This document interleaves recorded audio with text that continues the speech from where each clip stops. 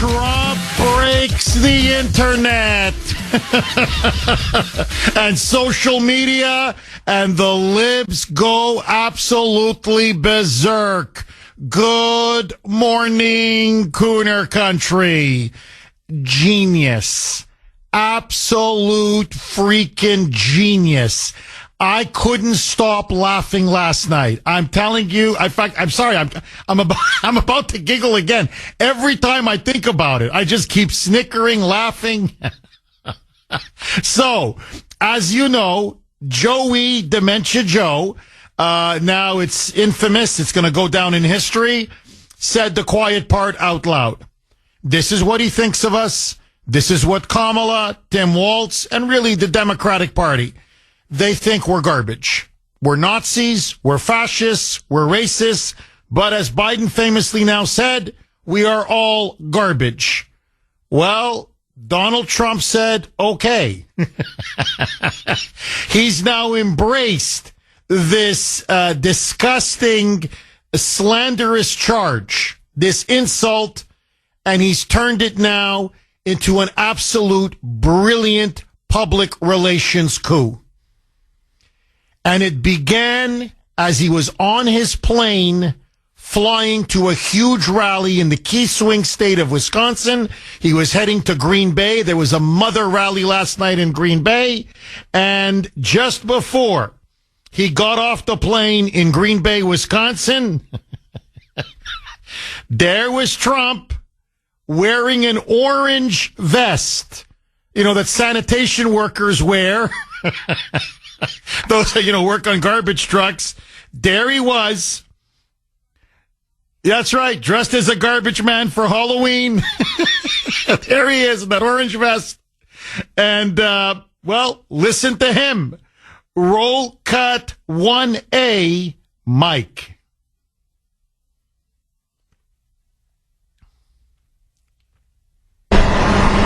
$250 million people are not garbage. I can tell you who the real garbage is, but we won't say that.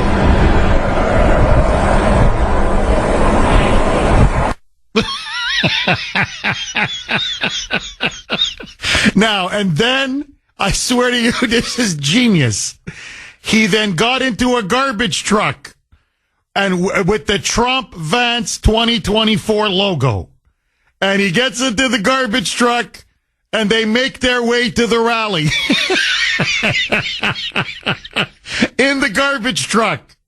And then he arrives in the garbage truck. And there's the media waiting for him. And you could tell. I mean, I can't believe he's doing this. So there he is in the passenger side with his orange vest. There it is, the sanitation worker vest, rolling down the window, rolls up to the rally with the garbage truck, Trump Vance 2024 white garbage truck, as Trump would say, a beautiful garbage truck. And he meets all the reporters, and man, did he troll them. Roll cut 1B, Mike. How do you like my garbage truck? This truck is in honor of Kamala and Joe Biden. So, how do you like my garbage truck? This is in honor of Kamala Harris and Joe Biden.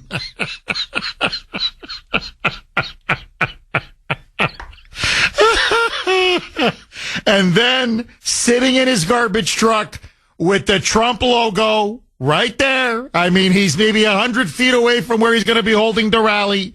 He's still wearing that orange vest. That orange vest is not coming off. And he starts to really, really rip into Biden and Kamala. Roll cut 1C, Mike. Joe Biden should be ashamed of himself if he knows what he's even doing. And she should be ashamed because she shouldn't let him do it. She's the vice president, but I assume she's acting as the president. She should never have let that happen. I hope you enjoyed this garbage truck. Thank you very much. And by the way, Vivek Ramaswamy, the whole team got in on it. Apparently, Vivek, there was video shots of him. He did a shift as a sanitation worker. So there's Vivek, I kid you not, with the orange work vest, and he's hauling garbage, throwing it in the back of the compactor. Hey, and then all across Green Bay, the trash cans were, they were painted in American flags, and they were, and they wrote on them, "Proud to be garbage." I mean, genius. Absolute genius. And then I got to tell you, he dropped the hammer. Listen now to Trump. This is him sitting in the garbage truck, huge Trump logo. The media now are shell-shocked. They're stunned. They realize now this is a marketing coup, a public relations coup that even surpasses that of McDonald's. Because this now went viral. When I mean viral, it was all over Twitter, all over X, all over Instagram, all over TikTok, all over social media. It was everywhere, everywhere. So even if people missed Biden's comments that he called all Trump supporters garbage, after this PR stunt, now forget the whole country. The whole world knows. And listen now to Trump. Cool, calm, collected, got a bit of a mischievous smirk on his face. He's having fun, and he knows he's now trolling Kamala and Biden into oblivion, political oblivion. And listen to what he had to say. Think of him, white garbage truck, Trump logo. He's in the passenger side with the orange work vest. Roll cut 3. Mike. I think the Democrats have done a very poor job. We're leading in every state. We're leading big. And I think that the comment made by really both of them, because there are really two of them, about being garbage, maybe 250 million people, they shouldn't be talking. That's like deplorable for Hillary. This is the deplorable for Hillary. And I think this is worse, actually. For Joe Biden to make that statement, it's really a disgrace. No, he's completely right. Look, this is what we talked about yesterday, and I think there's no question now. This is Joe Biden's deplorables moment. This is Kamala's deplorables moment. I think times 10, because this is even more insulting than the deplorables. And as I said yesterday, Hillary Clinton was a candidate at the time when she said it. This came straight from the mouth of the President of the United States, speaking on behalf of the Kamala campaign and speaking on behalf of the entire Democratic Party. And let me just say this, okay? This needs to be said. I said it on X last night, but I really want to repeat it again. Deep down, I'm actually happy. Really, I'm really, in all sincerity, there's a part of me that is actually happy that Joe Biden called all of us garbage. That Kamala calls us Nazis, fascists, and racists. That Hillary called us deplorables. Because now it's out in the open. Now we know, beyond a shadow of a doubt, what they really think of you, me, and anybody who opposes them. That we now know their utter hatred and contempt for us. We know it now, definitively. And they're no longer hiding, and they can no longer hide their anti-American extremism. And that's what this is now. Anti-American extremism. And now there's no putting that genie back in the bottle. They've been exposed. They've been unmasked. We know who they are. We know what they plan for us. We know what they think of us. We know what they want to do to us. And to me, I love clarity. Clarity to me is the key first step to resolving any problem or any situation. And Trump delivered clarity yesterday with humor, with satire, with a good spirit. And in fact, I don't want to rush it. I'm going to play this on the other side. but he brought the house down at the rally in Green Bay because he took this even further.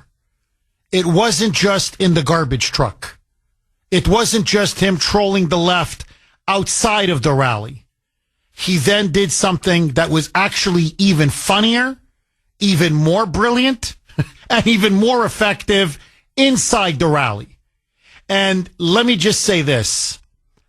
I don't normally agree with Frank Luntz, the Rhino pollster. But Frank Luntz on CNN yesterday said that this comment by Joe Biden, calling all Trump supporters, quote unquote, garbage, is a watershed moment. It is, as he says now, this broke the back of the Kamala campaign. And it's why now he says she's going to lose. It has lit a fire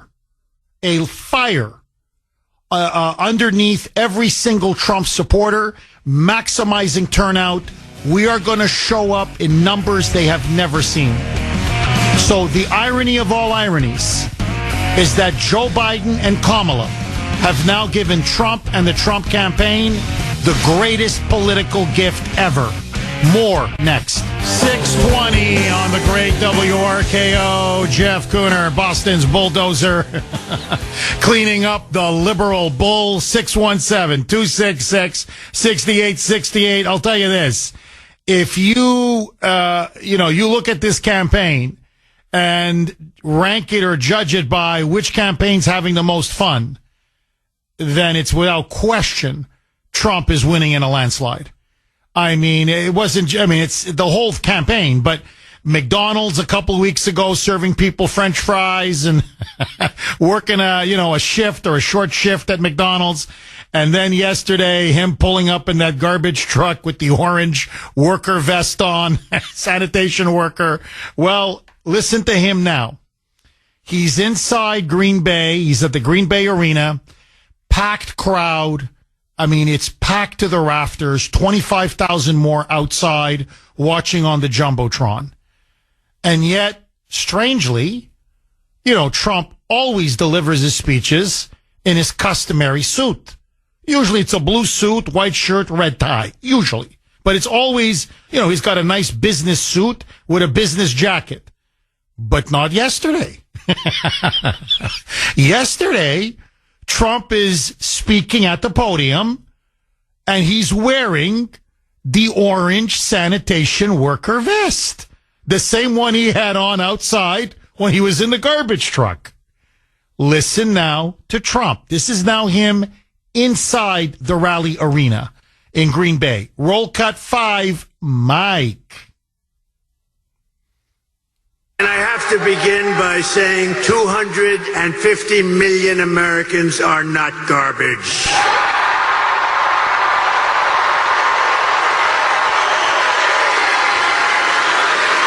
This week, Kamala has been comparing her political opponents to the most evil mass murderers in history. And now, speaking on a call for her campaign last night, crooked Joe Biden finally said what he and Kamala really think of our supporters. He called them garbage. No way. No way. I mean, the crowd was raucous. I mean, you could feel the energy, the intensity, the passion, the electricity. But Trump didn't let up. Listen to this. Roll cut 5A, Mike.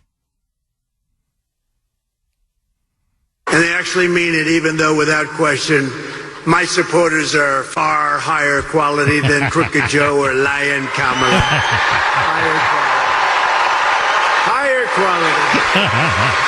My response to Joe and Kamala is very simple. You can't lead America if you don't love Americans. That's true. Bingo. It's a brilliant line.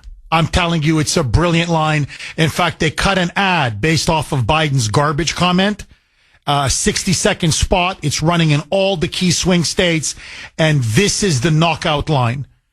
You can't lead America if you don't love Americans. In fact, to be honest, I would go a little harsher, but look, it's a great ad. Don't get me wrong. I would even say you can't lead America if you hate your fellow Americans. Because that's exactly what Biden and Kamala have now expressed without question now. Without question. And then you want to talk about self-deprecating, hilarious humor. The guy's practically a stand-up comedian. Joe Rogan is right. Trump has phenomenal comedian instincts. I was laughing. I showed it to Grace. She was laughing. Ashton was laughing hilariously.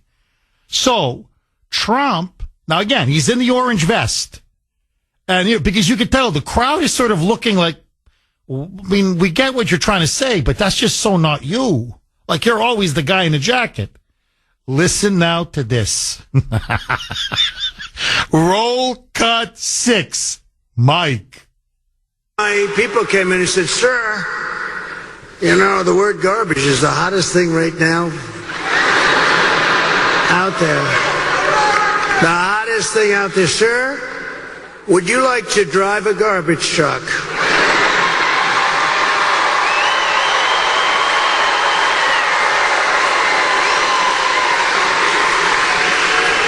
Now, we're about, 30 minutes from landing. We had to do this pretty quick. I said, it's sort of cool, though, isn't it? Because, and I said, I think that's okay, but, I don't feel comfortable wearing a suit. And they pulled up this garbage truck. I don't know how the hell they did it so fast. I have very capable people. They put a big sign on the truck. Did you see it? I think they showed it.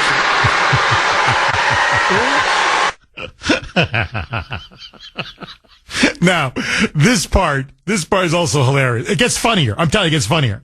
And then, he's talking about how am I going to climb the step? Now, that's true, by the way. Those garbage trucks, that first step that you got to climb, that's not easy, man. Listen to Trump. Roll cut 6A. Mike. And then they said, sir, we have a vest. I said, well, should I leave my suit on and put it over the vest? But that doesn't look very good, right? That doesn't look good. So I said, all right, look, let me take it off. And then I actually said, I climbed into the truck, but so I said, how the hell do you get into this truck? It's way up high. It's a big one. This was a beauty. I said, you didn't have to buy it that big, right? You have to get it that big? So look, the first stair is like up here. I'm saying, so I had the adrenaline going and I made it.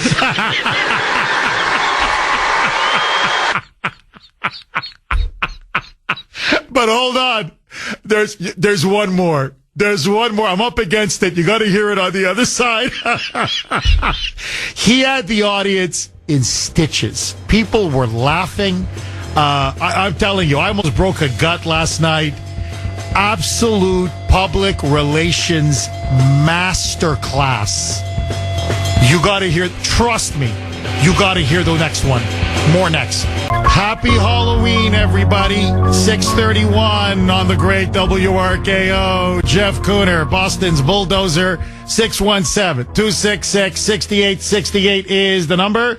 Okay, yesterday, Trump, Halloween came early in Green Bay, Wisconsin. Trump was dressed up as a sanitation worker, literally.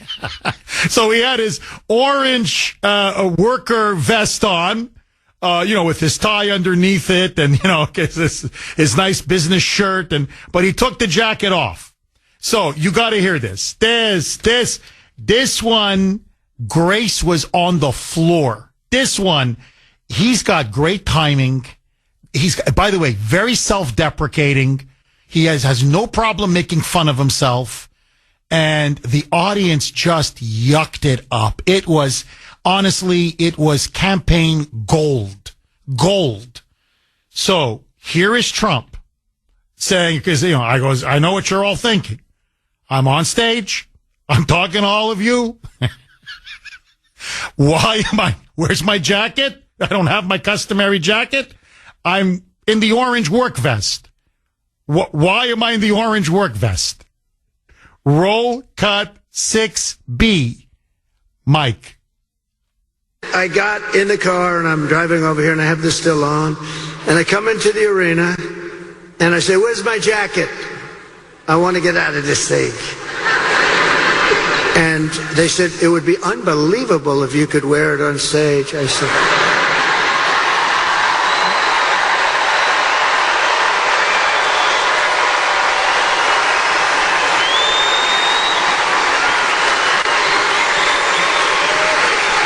and I said, no way.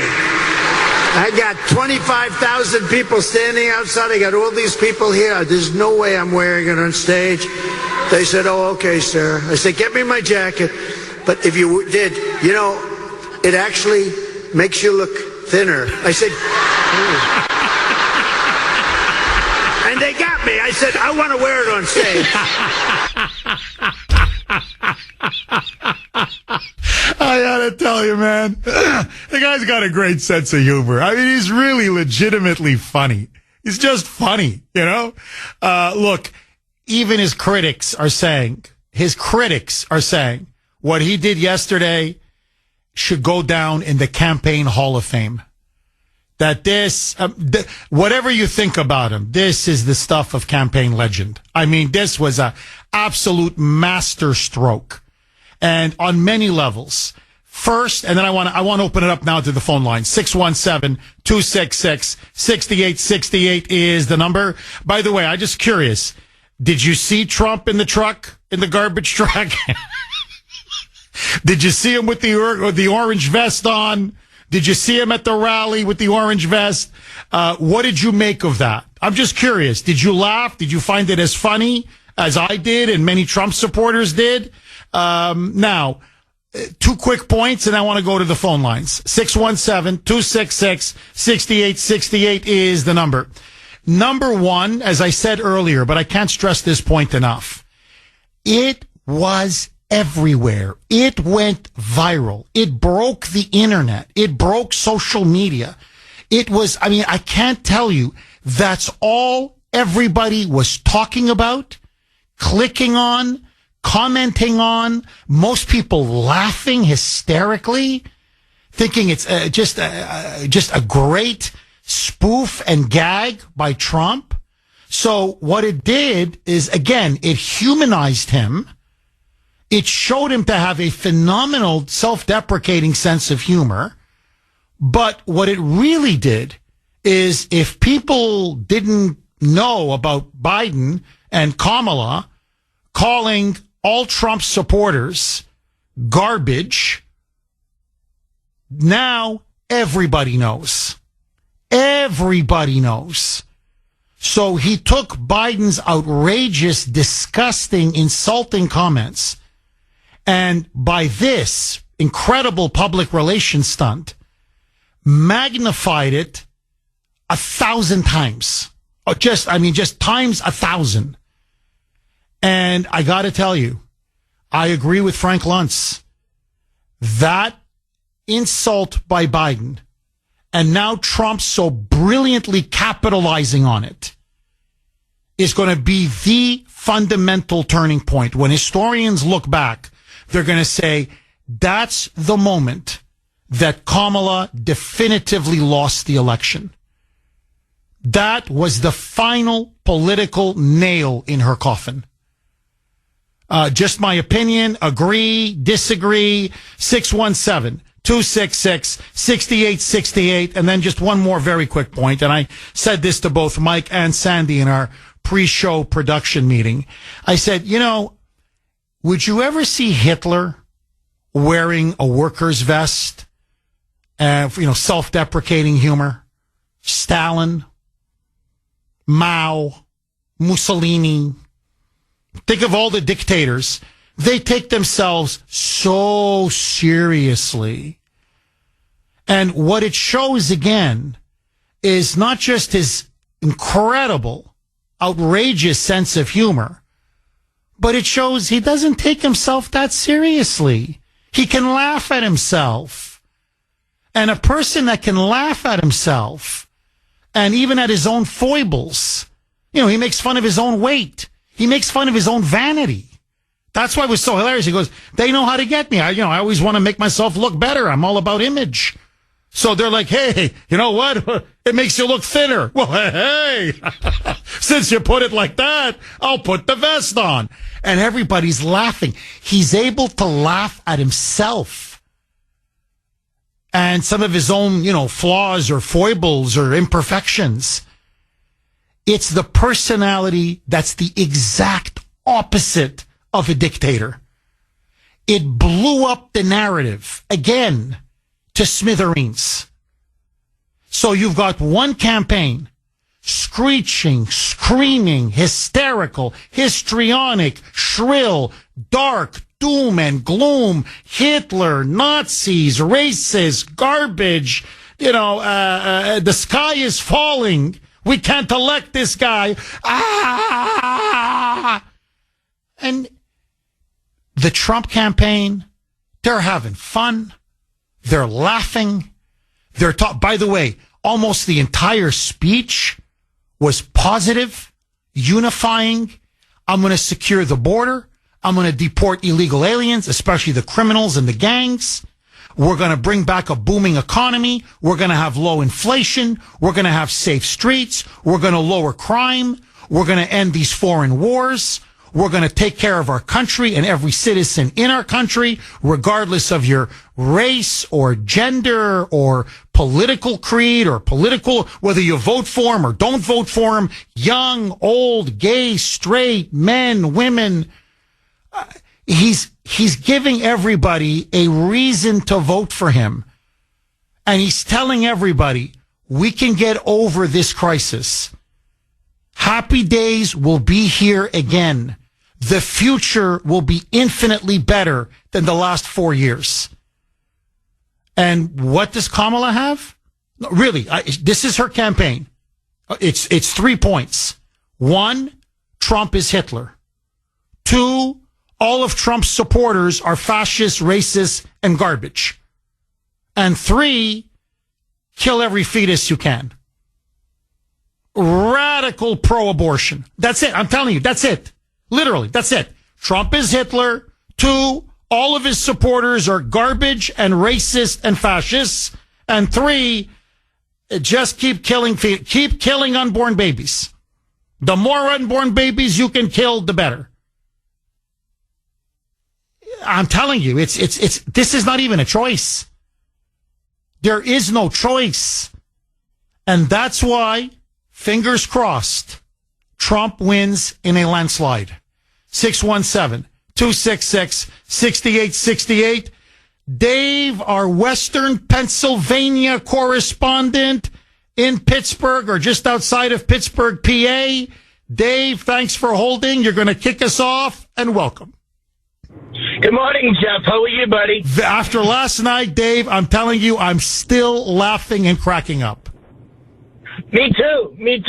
Hey, Jeff, let me explain it real slow for the dumbass liberals out there. Abortion was sent back to the states. It's something called the 10th Amendment on the Constitution, not the Constellation, right, Jeff? Second of all, Jeff, I sent you my ballot, buddy. Did you get my ballot? I did. God bless you. Congratulations, Dave. Yep, Republican all the way down. Now, unlike in Massachusetts, we got a real conservative here, Dave McCormick running, not this wannabe fake Marine, John Deaton. And I'm making it a call. John Deaton, you're a fake. You're a fraud, and you're a liberal. Okay? But anyway, Jeff, that besides the point. Here's the thing, Jeff.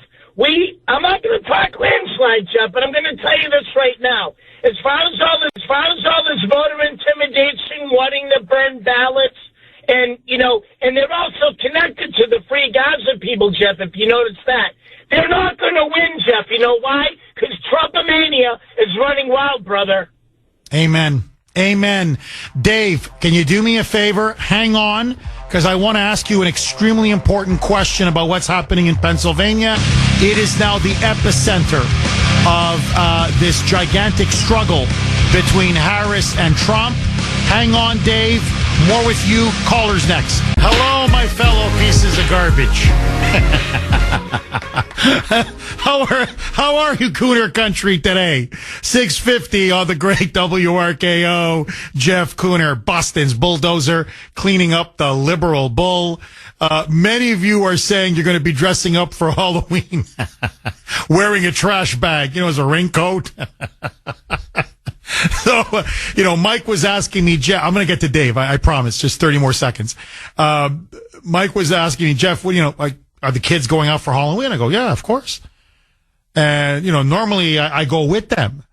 But, who knows? Maybe today I'll stay behind at the house, give candy to the kids, and I'll be wearing a piece of trash bag. Nice trash bag over me. With my MAGA hat on. There you go. For you, Joey. 617-266-6868. All right, let's go right back to Dave in Pennsylvania.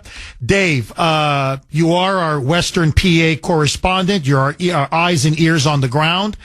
Dave, there's been a lot of stories coming out, and I want to get to this later today in greater detail. But these are corroborated, verified reports. You know them because you've been sending me some of this material, and it's now being widely covered in news sites and in other media outlets. Republicans are being turned away at the polls. Republicans are being openly intimidated. There is naked voter intimidation. Democrat poll watchers are telling them the line is too long. We can't get to you. Leave. Come back tomorrow. Now there are reports that non-English speaking so-called citizens, I believe they're illegals, they can't speak a word of English, are now being brought to the front of the line and with the use of translators, and they are being told who to vote for. Now, this is happening in Bucks County. It's happening in Delaware County. It's happening in places all over PA. Dave, what are you hearing about the blatant voter fraud that is now taking place in Pennsylvania? In fact, as you know, Trump is sounding the alarm. He went on Truth Social and he said the Democrats are clearly trying to steal it now in PA. So what are you hearing about the Democrat theft and cheating on the ground? And will Trump emerge victorious in Pennsylvania on Tuesday when everything is said and done? What say you, Dave? It's to the east of me. I'm in a county called Allegheny, after the Three Rivers area of Pittsburgh. I'm in a county called Allegheny. I'm in the biggest county in Western PA. Along with being your correspondent, I'll be the official trash guy of PA, Jeff.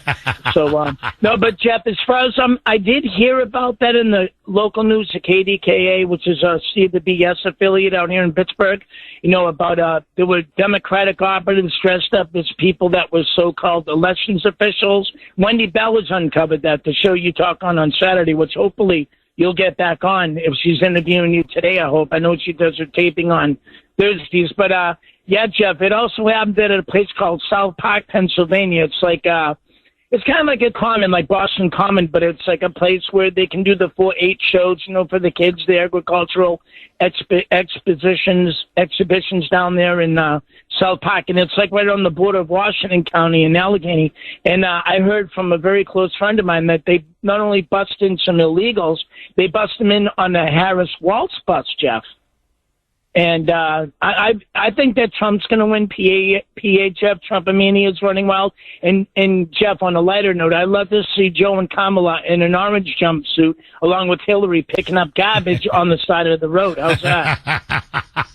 For Halloween, Jeff. I mean, that would look good in Hunter, too. Snort a line of Coke while he's picking up trash. Jeff, real quick, how they're saying that the Russia, yes, and Trump was peeing all over Russian prostitutes and all that? I think that was Hunter, Jeff. That fits Hunter's M.O.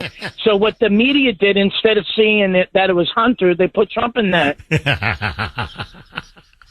Dave, as always, it's great talking to you, my friend. Thank you. So Dave is on the ground, and he's telling us, yes, there is voter fraud taking place. I'm going to get to this more, I promise, later in the show. but he still thinks it's just too big to rig. That, as he puts it, Trumpomania is running wild in Pennsylvania, and Pennsylvania now may be a lost cause for Harris and Walz. We shall see. Now, let me ask all of you, what did you make of Trump yesterday, embracing the garbage truck, wearing the sanitation worker orange work vest? Was this an epic political move on his part? Or do you think it opens him up to ridicule and people calling him a clown or a buffoon or not a serious candidate? Because that's what the left is trying to respond with. I think it was funny, hilarious. I think it humanizes him. I think it was an absolute masterstroke. But I'm just curious, what do you make of it? Did you see it? And did it make you laugh as much as it made me laugh? Cassandra in Brockton. Thanks for holding, Cassandra, and welcome. Good morning, Jeff. I am one of the garbage from Mr. Byron called us. Yes, I am a garbage. Seriously. I was dying laughing. I saw the plane go, literally landed, and then someone is coming out, a tall person with an orange jacket. I said, no. And it says, he's wearing the garbage vest guy. I was like, oh, dear God. I went down on the floor in my room laughing, crying, calling my husband, my son, and said, you guys have to turn on your phone. Trump dressed like the garbage guy. And then when he was getting up the truck, I'm holding my head that he doesn't fall. And I saw him put on the strip. I said, oh, he got in. Big God, he got in. Big God, he got in. I couldn't stop laughing. No, this is epic. Seriously epic. The best thing he's ever done. The fact that he relates to the garbage man. Have you seen Vivek behind the garbage truck yet? Yeah, no, I know. He was throwing loads like trash cans, garbage in the compactor. With his gloves on, the orange vest and the glove. So Vivek is working the shift as Trump is talking to the media. Cassandra, it was so funny. If I could get Trump on, I'm like, who came up with this? Was this you? I say, Donald, really, Mr. President, was this your idea? Whose idea was it? Genius. Absolute genius. Tree. Hold on. Believe, have faith, and pray. I pray not. They can't steal this one like they did last time. They cannot. I'm praying. I'm fasting. God knows. I'm praying for a revival in this country, for God to restore the America that I know from the 80s. I landed in this country. Oh, my God. Unbelievable. Yes, we're praying and hoping. Thank you, Jack. Thank you, Cassandra. Praying and hoping. Yep. And vote. Please vote. Everybody, vote, vote, vote, vote. I'm begging you. Jason in Concord. Thanks for holding, Jason, and welcome. Good morning, Jeff. Hi, Jason. How are you today? After last night, it's been such a dark campaign, really, and such a vicious campaign. I don't know. Sandy and I were just talking about it. It's so refreshing to laugh, and just, I don't know, have a moment where we can all just kind of breathe a little bit and, just enjoy what's taking place. And, I think he's going to be like this for 4 years. He's a very funny man. He's got great comedic instincts. He doesn't take himself too seriously. And the way he drives liberals insane, it is something beautiful to behold. So I just got my fingers crossed, Jason, and, what is it now? 5 days away. We are 5 days away from the most important election, maybe in American history. What did you make of it? I'm just curious, Jason. Did you see it? What did you make of it? Oh, I could barely stay on my seat. I was in stitches. Do you think it works? I guess that's the question. Do you think, if you love him even more, right? And if you're one of these Trump derangement people, you even hate him more. But to the undecideds, the swing voters, independents who haven't quite made up their mind, do you think this convinces people to vote for Trump? Does it bring them to his camp? In other words, you use laughter and humor as a final pitch to get people to vote for you? If you never seen Trump before or heard of him before, and that was your first time last night, you'd be saying to yourself, this guy is a riot. And then you'd want to know who he is. Oh, interesting. Interesting. Mm-hmm. Uh-huh. But, Jeff, I want to switch gears on you a little bit. My Yes. work shift starts here in a few minutes. We are going to vote today. We didn't get those little pamphlets. The Massachusetts question, can you give me a really super quick rundown on them? I'm sorry, could you repeat that? I said we're going to vote today, and we didn't get our little pamphlets to take a look at. Can you give me a really super quick rundown on the Massachusetts? Oh, okay. Well, look, I mean, my recommendation, Jason, we lost you. My recommendation is vote Republican right down the ballot. Just right down the ballot. And, I know I'm going to have John Deaton reached out to me. I'm going to set it up. Sandy's going to finalize everything. But Deaton did reach out to me last night. It was maybe 9:30, 10 o'clock at night. And he said, look, I'd like to come on. I said, okay, sure, come on. So I think he's going to be coming on Monday at 9:30. I know you're voting now. But Deaton will be coming on at 9:30 for a 10-minute, maybe 12-minute exclusive newsmaker interview. So I'm going to have John Deaton on just before the election. I'm urging everybody, vote Republican right down the line. Why? I know many of them are losers. I know many of them are rhinos.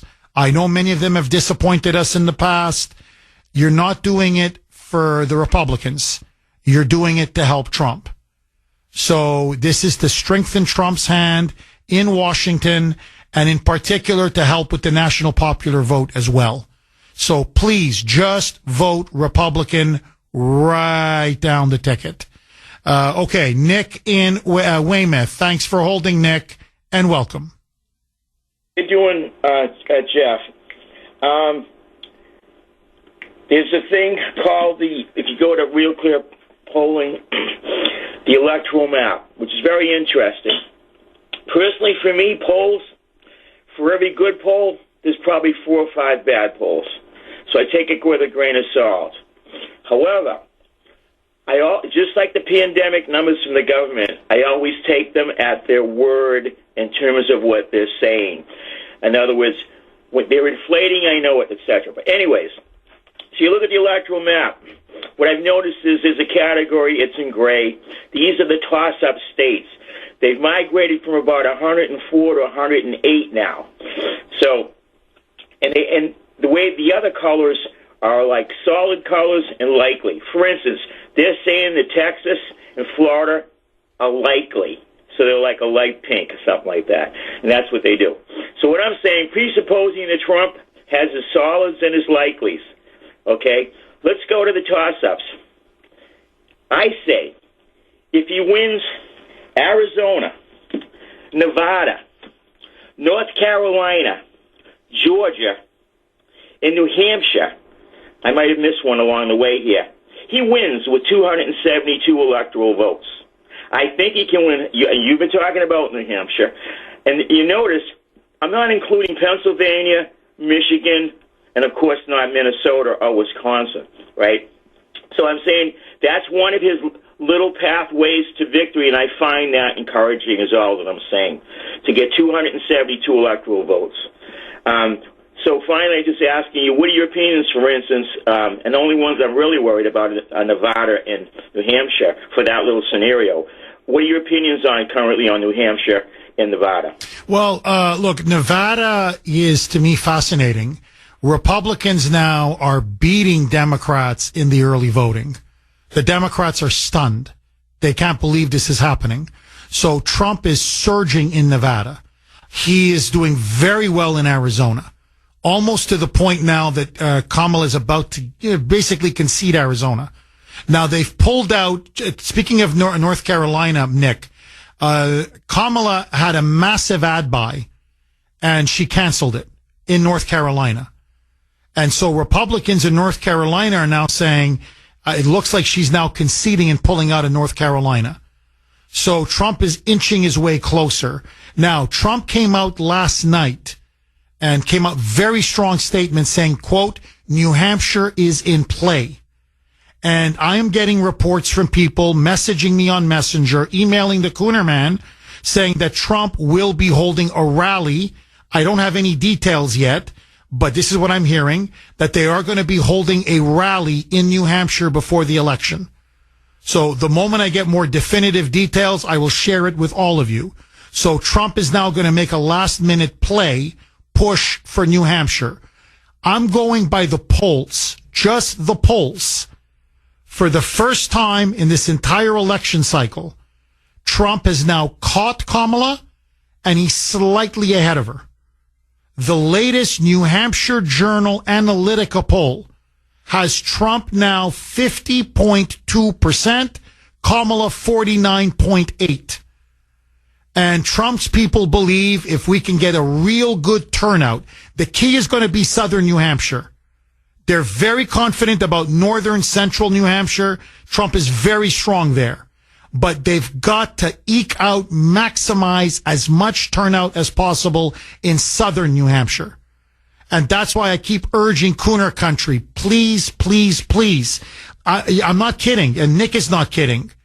New Hampshire could be the state that puts Trump over the top and gives him the Electoral College. Your destiny, our destiny's in your hands. So it's not just vote. It's get your friends to vote, get your family to vote, get colleagues to vote. Drag as many people as you can with you to the polls. As I don't care, 2, 3, 4, whatever you can bring, but you got to bring them. Every vote counts. This is like trench warfare now. Street to street, home to home, neighborhood to neighborhood. We've got to bring in every single vote. So, no, look, Nick, I like your scenario. I'm confident about Arizona. I feel very good about North Carolina. I like Nevada, and I think he's going to pull it out in Georgia. All he needs is New Hampshire, and this thing is over. Let me tell you the most simple scenario, though, Nick, and this is straight from the campaign.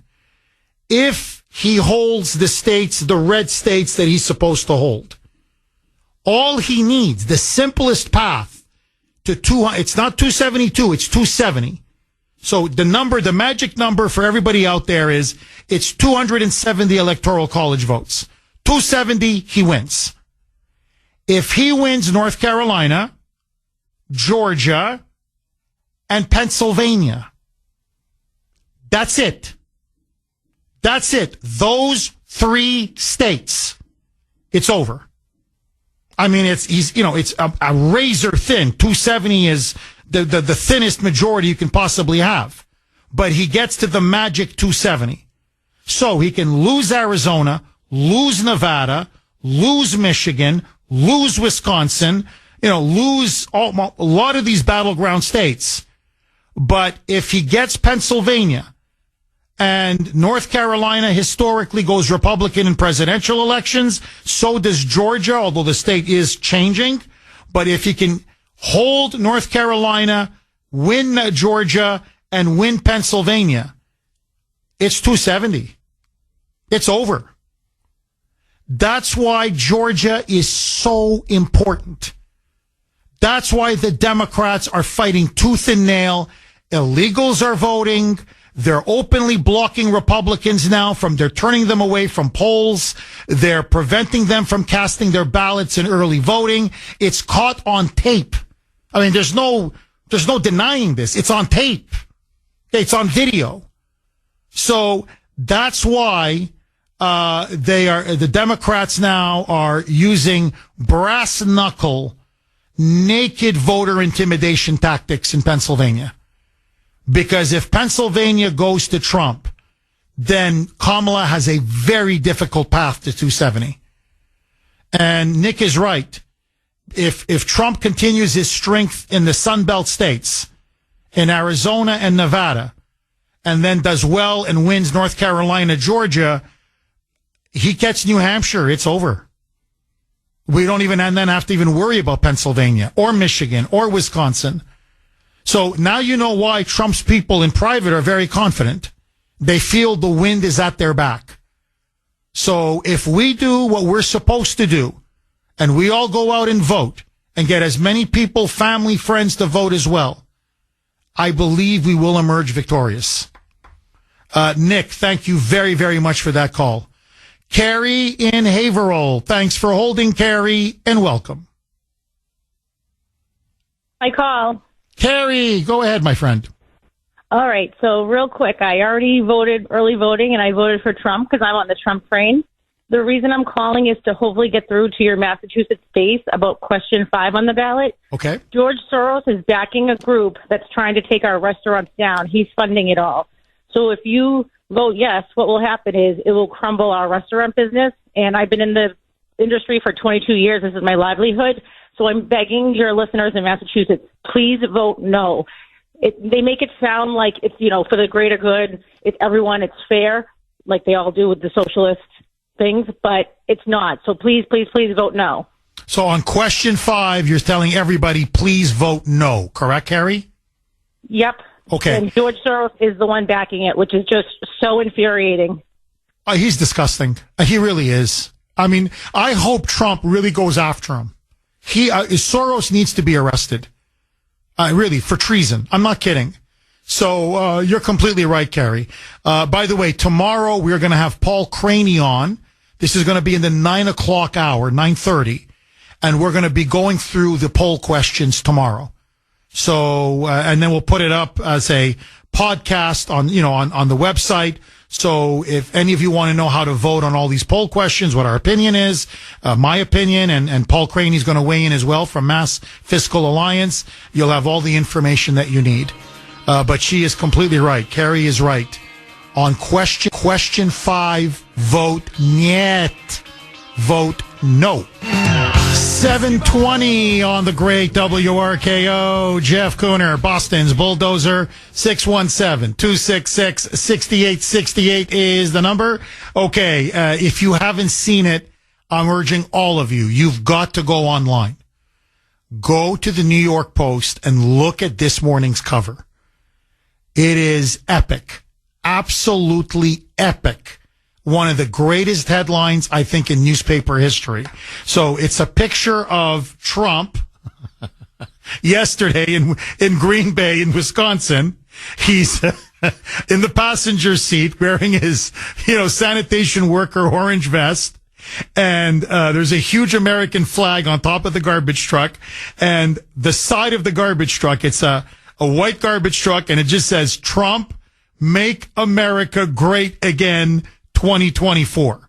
And on top of it, the headline is, Trump takes out trash.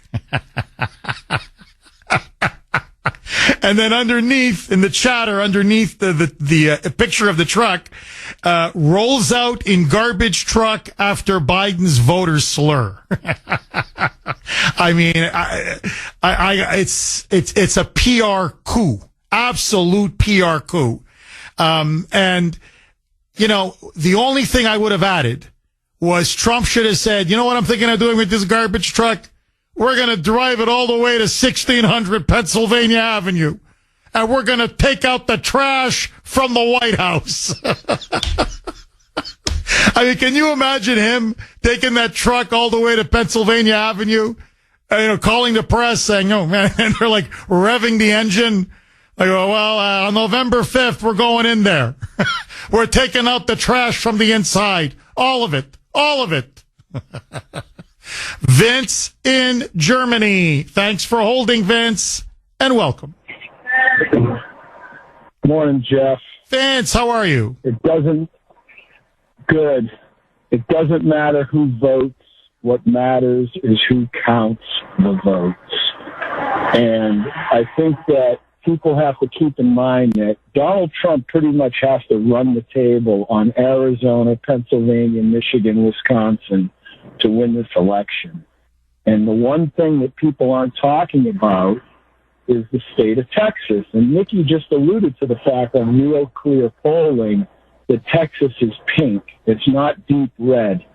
And the illegal alien votes are getting melded with the legitimate votes. And once that happens, that's it. I mean, you can't differentiate between fake ballots and real ballots. And I think that people have to really look, they have to just set themselves up to really face the facts that they're going to steal this election, Jeff. They're going to steal this election, and nobody should be surprised when that happens. Well, that's the nightmare scenario, Vince, and you may be right. Who knows? I mean, we'll see. Look, we got to wait. We just got 4 or 5 more days left. I'm urging everybody to vote. Vince, by the way, did you cast it like an overseas ballot or an absentee ballot? I'm just curious. Yes. I voted military absentee ballot.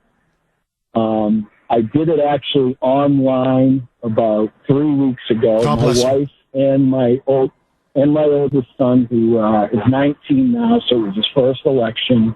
We voted with the state of Utah, and if you've been paying attention, Utah has a big scandal going on with the governor, Spencer Cox, who did not win the primary. Actually, he did not win at the convention, but he collected signatures to be on the primary ballot, and now they've found out that those signatures are probably more than likely fraudulent. So there's a write-in campaign going on for this gentleman named Phil Lyman, spelled Lyman. And if you go on to X and just type in Phil Lyman, you could probably follow up on it and read in on it. But Spencer Cox is a rhino's rhino, like Mitt Romney. He's just a bad dude. Vince, I got to tell you, these rhinos are really killing us. I mean, if we had a true MAGA Republican Party, at least we'd have real opposition, real courageous, brave patriots, and we could really give the Democrats a fight, a real political war. But you're right. These rhinos just keep sabotaging us left, right, and center. And that's my fear, Vince, is that if they do, steal this thing, and we'll find out. Honestly, Vince, I think pretty much within a day or two of next week's election, we'll know pretty fast if they've managed to steal it or not. And if they do, the rhinos are going to give them all the cover the Democrats need to try to ram this steal down our throat. The problem, I think, Vince, this time around, and of course you may disagree with me, is that Kamala is such a horrible, awful candidate, and she's so disliked and despicable. I just don't know if the American people this time are going to buy it. And I don't know if they're going to put up with it. I mean, to make a steal possible, it's got to be plausible. Where you kind of doubt yourself a little bit, or enough people say, oh, come on, no. But with her, who the hell would vote for her? There's, Vince, I don't know if you've seen this saying out on social media. The expression, better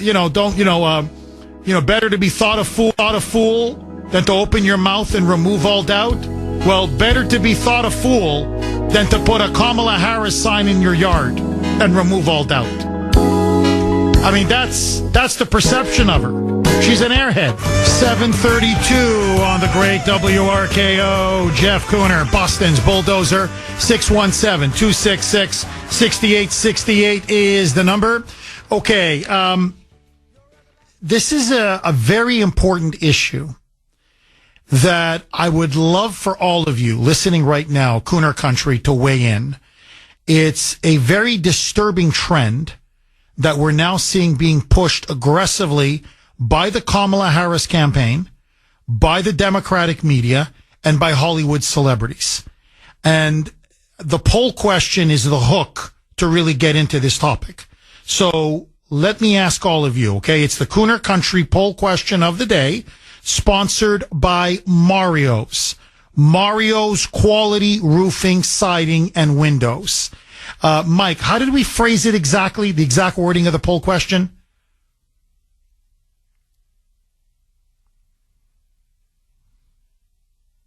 Does your significant other know who you are voting for?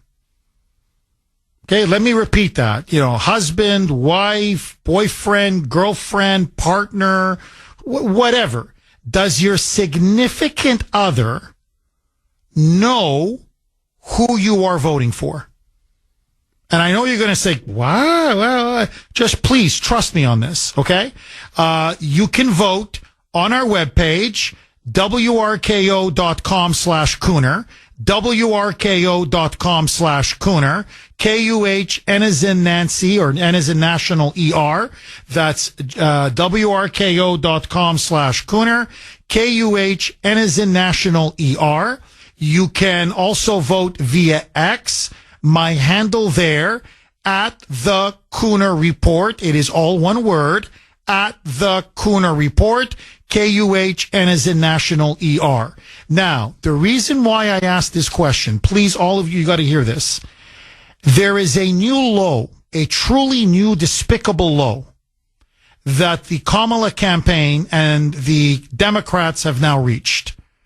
It's not just that they're calling all of us garbage, that they're calling us Nazis, fascists, racists, really intensifying the deep divisions in our country and pretty much now making this country ungovernable. Okay, they are splitting this country. They are breaking this country apart with the way they're just vilifying anybody who'll oppose them. But now they're doing something else that's even more nefarious, more insidious, and I'm telling you, to me, even ultimately more malevolent. They're now literally trying to divide couples. They're trying to pit girlfriend versus boyfriend, partner versus partner, husband versus wife. Here's an ad. It is by she's a washed up actress now, but Julia Roberts. And it's a Harris Waltz ad. And it's encouraging women to secretly vote for Harris. In other words, your husband doesn't have to know. Your boyfriend or, live-in partner, whatever, doesn't have to know. Wink, wink. And the audio doesn't quite do it justice because you got the face of Julia Roberts with this sly smile on her face, looking at the camera, almost winking, like, hey, you can tell them you're voting for Trump, but you're really going to vote for Harris. Listen now to the ad. Roll cut 21. Mike. Your turn, honey. In the one place in America where women still have a right to choose, you can vote any way you want. And no one will ever know. Did you make the right choice? Sure did, honey. Remember, what happens in the booth stays in the booth. Vote Harris Waltz. It's a despicable ad. I'm telling you, it's an absolutely despicable ad. And it's a very insidious, very dangerous ad. Because here's what it's doing. Did you make the right decision, honey? Sure did. In other words, you think I'm voting for Trump, but I'm not. Now, on multiple levels, okay, multiple levels. Number one, and the most obvious one, they're encouraging women to lie to their spouses, partners, boyfriends, significant others. So they're deliberately now fostering division, mistrust, and distrust in a relationship. And, Sandy made, I thought, an excellent point in the pre-show meeting today. She said, what kind of a relationship do you have if you can't be open with your partner, husband, wife, whatever, spouse, boyfriend, girlfriend, whatever, about who you're voting for? If this has got to be some kind of a secret, then seriously, what kind of a relationship do you have to begin with? That's number one. Number two, what it's truly trying to tell people is, you know what? Lie to your spouse. In this case, because they're aiming it at women voters, lie to your husband. Lie to your boyfriend. Lie to your significant other, your partner. Let him think one thing. Deceive him. But you do the other. Ha ha ha ha. he won't know.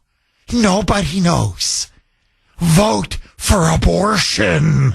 Unlimited abortion. Stick it to the man. It is disgusting. It is absolutely disgusting. And look at the implication. First of all, the implication is that women can't think for themselves. That women can't be open and honest and forthright with their spouse, husband, boyfriend, significant other. No. That men are still overlords.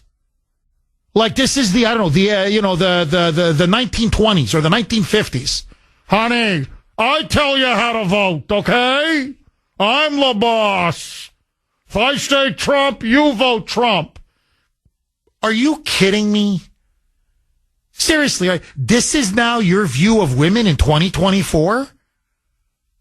That they're so subservient, so stupid, so under the thumb and control of their boyfriends or husbands or spouses, whatever, partners, that they have to hide from him who they really want to vote for? Look, for example, okay? We even had it out on the show many times. My wife and I disagreed over the entire Republican primary. She was Ron DeSantis all the way. I was a Trumpster. I was Donald Trump all the way. That's okay. Where does it say that spouses have to agree on politics? Now, she's fundamentally a conservative, as I am, and now she's backing Trump, obviously. To me, you don't have a brain if you don't vote for Donald Trump. To me, there's no question. But let that go. The fact of the matter is, she was open, forthright, honest the whole time. Here, I'm voting for Ron DeSantis, A, B, and C. I prefer him over Trump, A, B, and C. I would say, well, I'm sorry. I'm voting for Trump. Here's why, A, B, and C. It's called being mature. It's called being self-confident. It's called being open. But more than that, it's fundamental respect for each other. It's respecting your partner. It's respecting your spouse. It's respecting your husband and your wife. Here is why I'm voting. Honey, who are you voting for? And if we agree to disagree, we agree to disagree. But what this ad is trying to say is that no. Women are so pathetic. Women still are so weak and insecure. And that men are still so dominating and domineering over them. That, what they're going to divorce you if you vote the way they don't want you to vote? And so you have to keep it from him. And I just want to go full circle, okay? Because I know I've made this point already. But I'm going to be honest with you. There are no secrets. I'm not saying, oh, look at my marriage. My marriage is great. I'm not saying that. Please don't misunderstand me. But there are no secrets between Grace and I. That's not a relationship. Like, if I have to hide from her who I'm voting for, something as important as my vote, we don't have a relationship. We don't have a marriage. To me, so what the ad is trying to say is they're basically saying, no, lie, manipulate, deceive your spouse, your husband, or your boyfriend. And it's a good thing. It's a positive thing. It's like, put the party over your own marriage? Over your own husband? And I don't mean the way you vote, that you lie to that person, that you deceive that person, that they would be fostering such open mistrust and division now within married couples, within relationships, just to get that witch in the White House. They've crossed another line. And I think it's an extremely dangerous and bad line. Now they want to tear marriages and couples apart. Your reaction next. 7:49 on the great WRKO. Jeff Kuhner, Boston's Bulldozer. 617-266-6868 is the number. Okay, I want to ask the poll question again, if you don't mind, because I think it's very pertinent now with what the Democrats and the Kamala campaign are desperately trying to push in the waning days of this election. Does your spouse, partner, significant other, okay, know who you're voting for? A, yes. B, no. Of course, I mean, Grace knows who I'm voting for. I know who she's voting for. I trust her. She trusts me. I don't think my wife is going to somehow, vote Kamala in secret, but tell me something else. And she knows I'm not going to vote Kamala and tell her, oh yeah, I voted for Trump. But I want to hear from you. Does your spouse, partner, significant other, really doesn't matter. You don't have to be married. Know who you're voting for. A, yes, B, no. You can vote on our webpage, wrko.com/Kuhner, Kuhn as in national ER. Or if you prefer, I'm very active on X.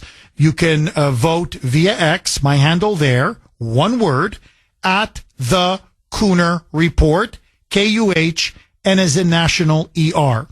I want to play the ad, if you don't mind, one more time. It is everywhere. This is not just a short, brief ad in one state. They are bombarding the swing states. It's all over YouTube. It's all over social media. It's narrated by Julia Roberts. She stars in it. And as I said earlier, she's got this sly, mischievous look on her face. And it's like, wink, wink. She's saying, lie to your husband. Tell him you're going to be voting Trump, but really vote for Kamala. Roll cut 21, Mike. Your turn, honey. In the one place in America where women still have a right to choose, you can vote any way you want. And no one will ever know. Did you make the right choice? Sure did, honey. Remember, what happens in the booth stays in the booth. Vote Harris Walls. It's disgusting. I'm telling you, I think it's one of the most disgusting ads I've ever seen. Think about what they're doing. First of all, they're encouraging husbands and wives, in this case, wives and girlfriends, to lie to their spouses or their significant others. That's what they're doing. That's what they're saying. They're openly saying lie. And that's a good thing. And I just want to read a text message I got, 603, which I think really hits the nail right on the head. Jeff, I agree with you 1,000%, as you like to say, about this ad. I've been seeing it everywhere. Think about the messaging that's behind it and how it is so wrong on so many levels. For one, the Democrats are now saying it's okay to be deceptive and dishonest with your spouse as long as you get your own way, i.e. for the good of the party, and encouraging women to have no regard for their husbands, sowing division between married couples, and that it's okay to keep secrets. To me, this is borderline satanic. And remember, this is the same party that encourages children, when it comes, say, to gender transitions, to keep secrets from their parents. Also, the ad is pushing the fact that they're trying to portray conservative men as somehow, quote unquote, lording over their wives who aren't allowed to have their own opinions and come to their own determinations, which is more projection from the party of bullying. Now, I agree with 603 completely. And Sandy and Mike made an excellent point while we were off air. How does this help Kamala Harris with men, with male voters? She's already got a huge gap when it comes to men. So how are men supposed to take this? So your campaign is now openly targeting me by saying, well, we're going to try to force or influence or convince your girlfriend or your spouse, your wife, to lie to you and deceive you and tell you that they're voting for, Trump or whoever, but they're really voting for someone else. They're voting for Kamala. I mean, if I'm a male voter, I'm like, so now you want to turn my girlfriend or my wife or my spouse against me and you're telling her to keep secrets from me and to lie to me, not to be honest with me? She's going to lose even more male voters. Am I wrong? But to me, though, this is the larger point. Now the Kamala campaign, now Hollywood, now the Democratic Party is openly telling couples, mistrust each other, lie to each other, keep secrets from each other, and this is a good thing in the service of Kamala, abortion, and the party. 617-266-6868. So, let me ask all of you. Does your significant other know who you're voting for? Is this something you keep secret from each other? And would it bother you? Would it hurt you if you found out that your significant other, I don't care if it's your husband or your wife or your boyfriend, girlfriend, partner, whatever, lied to you, said they were going to vote one way, but then in secret in the polling booth lied and voted, say, for Kamala, but humored you saying, yes, I'm voting for Trump? I don't know about you. I would find it a massive betrayal. Not that my wife voted for Kamala, but that she lied to me and couldn't be upfront and honest with me. Agree, disagree, 617-266-6868. Lines are loaded. Jim in the Freedom State, Florida. Thanks for holding, Jim, and welcome.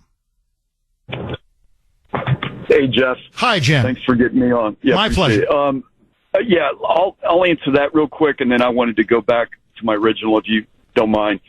My wife does not like Trump personally, and really can't even tolerate watching him much. I'm on the other hand, I like the guy a lot, and I find humor in him. But bottom line, she's still voting for him, and it's just based on policy, and that's just flat out. So that's where we are, and we're honest with each other. We've argued over it, about, hey, the guy is a much better person than you're giving him credit for. But, that's fine. It's just tone. I think that's the big barrier. But back to the other discussion, I'm in Camp Vince, and I called you about a month ago, and I was talking about the Real Clear aggregate and all that. I do think Trump's got momentum, but here, to be honest, Jeff, I'm worried because in the swing states, if you pull all those aggregates up, at best, he's up 1% to 2%. I always felt like, and I told you this a month ago, he needs a 3% aggregate average above to beat the cheat, because they're going to cheat, and they've already got the narrative set up. They're going to blame it on Madison Square. They're going to say that PO'd the Latin vote, and sorry, she got the momentum because of that, and it was close, but sorry, you lose. And if you don't think it can happen, look at the last congressional election. The red wave didn't come. Now, the reality is it probably did, but they probably used that as a test sample on the margins, because that's all they can. You can only cheat so much. It has to be on the margins. But look, they probably on the margins did what they had to do to switch that the other way. And he doesn't have friends. That's the other thing with Trump. He has no friends with the rhinos, and they're not going to support him. And look, I think you brought up a great point. All these New Hampshire guys out there, I know a lot of them listen to you, and I love that state. I visited it. You guys got to crawl over glass because you hit a salient point. That state can turn it, because that's one they don't expect. And I bet you anything, they don't have the mechanism in place there to do it the same way they do in Pennsylvania and some of these other places. New Hampshire, if they crawl over glass, that could literally be it. And you brought up a really good point. I know you have a lot of listeners. They got to get out. They got to get out. There's no question. No, there's no question. No, look, Jim, you're making a really interesting and very, very molto importante point. Okay, a really important point. And I'm going to be brutally honest with you like I'm in the confessional. At this point, and I'm really bearing my soul now to you and to everybody, I believe unless Trump wins, and wins, it doesn't have to be a popular vote landslide, but it has to be an electoral college landslide. In other words, he slightly wins the popular vote, but, it's over 300 in the electoral college. In other words, it's a good, strong, convincing win. I believe we are now dangerously close to being an ungovernable country. I'm sorry, because what's happened now, and this is really to me the big story of the last 6 months, what the Democrats have done, and I blame this 1,000% on them, completely, is they have deepened and intensified the divisions in our country. To the point now there is such a chasm, there's such a massive split, a divide, I don't think it's bridgeable. Honestly, I really don't. And to me, what's the most disgusting thing of all, how do you govern a country? Say they pull off the steal, just for the sake of argument, okay? They managed to rig Wisconsin and rig Michigan and rig Pennsylvania and whatever, rig Nevada, and they get her in, okay, by hook or by crook. What is she going to govern? Like, what are they going to rule over?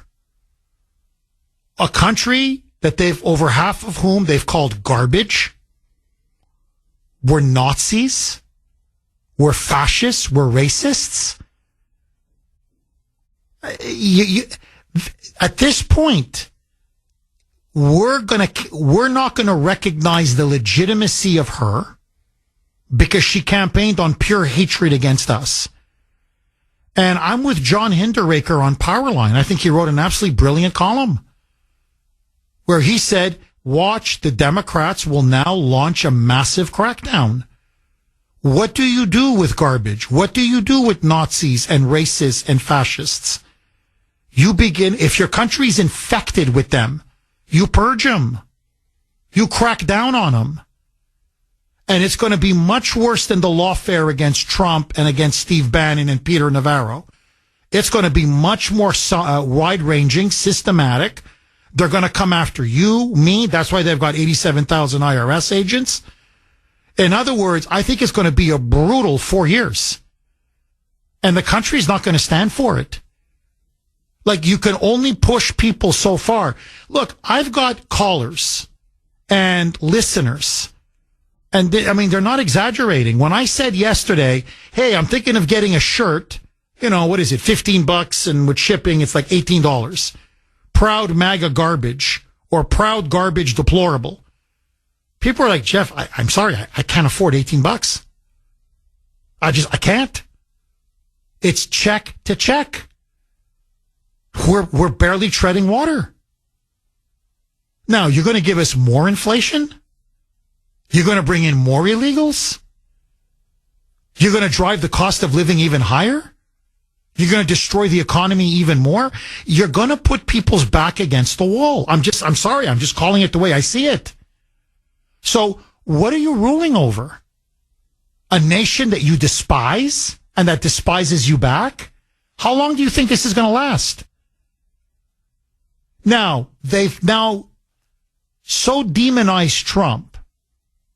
He's Hitler. Look, I'm telling you, I'm looking at books last night. I'm trying to relax.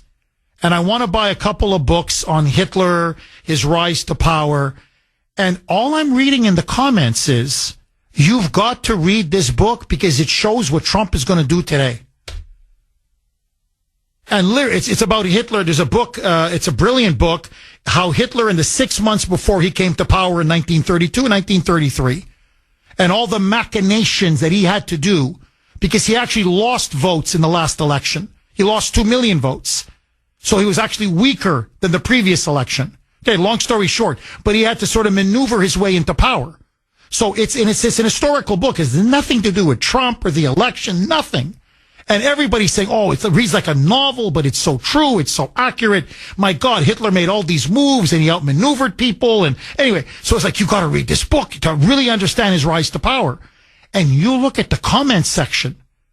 It's all, and this is how Trump's going to do it. And this is what's going to happen to us. And I'm like, this fear mongering has worked. They will not accept a Trump victory, especially if it's close.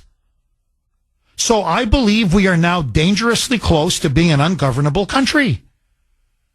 And when that happens, I think the country will break up. I don't think there's going to be a war. There's going to be no civil war. I think, in all honesty, Jim, Florida is going to go its own way. Alabama, Louisiana, Mississippi. I don't want to go through all the states. The blue states will go their way. The red states will go their way. The purple states, I don't know what we're going to do.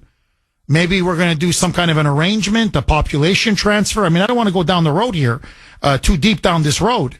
But what I'm just telling you is, what have they won? They've waged a scorched earth campaign. So what do you win? I'm not a Nazi. I'm not a racist. I'm not a fascist. I'm not garbage. You have no idea how offensive I find that. So even if she wins it fair and square, which she can't, but just for the sake of argument, I don't recognize your legitimacy. My grandfather spent 1.5 years in a Nazi concentration camp. Half my family were slaughtered by the Nazis. And because I want secure borders, low inflation, and an end to foreign wars, I'm a Nazi? F you. Seriously, from the bottom of my heart, F you. Go F yourself. I don't want to. You're not my president. You never will be my president. I want nothing to do with you. I loathe and despise and hate you. So it's scorched earth. What are they going to rule over? So look, I'm really at this point, it's got to be a Trump electoral landslide. Now, let's say they steal it. Jim, I'm telling you, if they steal it, this country's going to break up. I know a lot of you think, no, people will accept it. No, they're not going to accept it. Well, what's the difference this time? Because we can't survive another 4 years. Listen, I'm not saying this to crack jokes, to be overly dramatic for dramatic, to be funny for dramatic effect. When I say this woman is dumb as a box of rocks, she is dumb as a box of rocks. She is the biggest imbecile, the biggest idiot that I've ever seen run for president of the United States. She is dangerously stupid. Not just stupid, dangerously stupid. The damage this woman will do will be incalculable. And on top of this, and let's be really honest with each other, okay? If I'm not here to speak the truth, Jim, what's the point of me being behind this microphone? This is a woman who slept her way to the top. And everybody knows it. The media can suppress it. Everybody knows it. Foreign leaders know it. Our adversaries know it. Okay? Let's just call her a tramp. Okay? Let's just keep our language relatively clean and respectful. No one will respect or follow a tramp. Never mind a DEI tramp. Never mind an imbecile, stupid DEI tramp. Now, you take the worst possible candidate you possibly can think of, and you steal an election with her in the greatest republic the world has ever known? Where you got 58,000 dead in Vietnam, thousands dead in the desert of Iraq, thousands dead in the caves of Afghanistan, the boys who died in Normandy on D-Day, all those who died in the trenches of France in World War I, never mind the 600,000 dead all over our own country in places like Gettysburg. And you expect us, whose ancestors died for this country, to just sit back and say, yeah, steal it, go ahead. Yeah, go ahead, take it. Jim, I've been saying this now for a long time. Don't do it. I keep telling this to the Democrats. Don't do it. Because you're going to cross the Rubicon. Once you cross the Rubicon, you can't go back. And look what they've been reduced to, just to bring it full circle. Your candidate is so bad, such a freaking disaster. You're running ads by Julia Roberts. You've got to get these washed up actresses to go out and tell you to lie to your boyfriend or lie to your husband or your significant other to vote for her? You have to do this in secret? If she's this phenomenal candidate, oh my God, the best that's ever been, then be proud. Vote for her openly, honestly, forthrightly. You got to do it behind your spouse's back? It's disgusting. This is the most revolting, disgusting campaign in the history, I'm telling you, not just of American politics, of politics in any democracy. I've never seen anything this bad, this obscene, this insulting, this revolting. And for many reasons, that's why she deserves to be destroyed on Tuesday, November 5th. Paula in Haverhill. Thanks for holding, Paula, and welcome. Paula, hello? Go ahead. Yes, go ahead, Paula.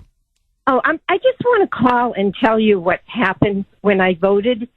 I never do early voting or anything like that, but my granddaughter registered, first-time voter, and she asked if I'd go with her, and I said, okay, I'll vote with you. So we walked in, and we would, they asked us our name. I showed them my license and all that. And then they gave us the envelope and the ballot. And the girl said, whatever you... Paula, I'm up against a break. Please, I'm going to come right back to you. Hang on. All right, Paula is going to be up next. I want to ask you, do you keep who you're voting for a secret from your husband, wife, spouse, other? 820 on the great WRKO. Jeff Kuhner, Boston's Bulldozer, 617-266-6868. Let's go right back to Paula in Haverhill. Paula, you were saying you joined your younger daughter who went to vote for the first time, and then we got cut off. So please pick up where you left off. I voted before. This is the first time ever doing early voting. I understand. Okay. Okay, so sorry I'm out of breath. I'm doing stuff. So I went with my granddaughter, who was a first-time voter. And when we got in there, the woman says, she gives us the ballot, gives us the envelope. She says, whatever you do, don't seal the envelope. And I went, why? She goes, because the glue tastes terrible, and it'll just make you sick. And I went, huh? So I gave her my license. I voted. Sorry, I'm out of breath. And so I did that, and then I went up to put it in the ballot. A woman puts a little piece of tape on it and says, now you got to stick it in the box. So I did, and it just didn't feel right. Oh, I'm out of breath. Sorry. So I called the election division, told them what was happening, and they couldn't believe it. But then the woman says, let me check for a minute. And then she comes back, and she said, somebody else called in, and it's all taken care of. So my vote, excuse me, in the envelope was just taped, sealed with a little piece of tape, like you'd buy at the dollar store. And that's not right. Oh, there's no question it's not right. And I'll tell you exactly why. I mean, there's many reasons. Number one, your vote should be private. Okay? Nobody should know who Paula and Haverhill voted for. To me, that's a sacred principle of our country, is that when you go to the voting booth, that's you and God and the ballot. Period, full stop. Nobody has the right to know who you voted for, okay? Not the government, not the election commission, not the election board, nobody. But the reason why you seal it is because you don't want people to come in, like, for example, if you just tape it, or remove the Scotch tape, which is easy to do, pull out the ballot and say, who does she vote for? Oh, she voted for Trump? Oh, well, let me tell you what we're going to do then. If she voted for Trump, here's exactly what we're going to do. We're going to do this. We're going to tear it up and toss it in the trash bin, and nobody will ever have to know. That was a fundamental, what they did to you, Paula, I'm telling you, is a civil rights violation. It's a civil rights violation. And you can sue the Commonwealth of Massachusetts for what they did to you. Because what they did was they tampered with your ballot, they violated your ballot, and they violated your privacy. You have the right to cast your ballot, and no one has the right to know who you voted for. And I mean by right as in the government, or the election board, or the election commission. So they left your ballot open, vulnerable, and exposed. So you better believe it. It's not just that it didn't feel right. It didn't feel right because it wasn't right. And look, Paula, I'm telling you, see, this is what I'm going to get at in about maybe half an hour. I'm going to get into it in greater detail, I promise. But everything that we're seeing now in this election, like in the last election, like in the election before that one, it's always one way. I have yet to hear or see one Kamala Harris supporter or voter and say something like this happened to them. It's always Trump or Republican voters. Always. Always. So, Paula, what they did to you wasn't just wrong. It was illegal. Well, anyways, I voted, and God hope my candidate wins. Paula, thank you did your granddaughter vote? It was her first time, and that's why she asked me to go with her. And if you don't mind me asking, Paula, do you know who your granddaughter voted for? Oh, yeah, definitely. Did she vote for Trump?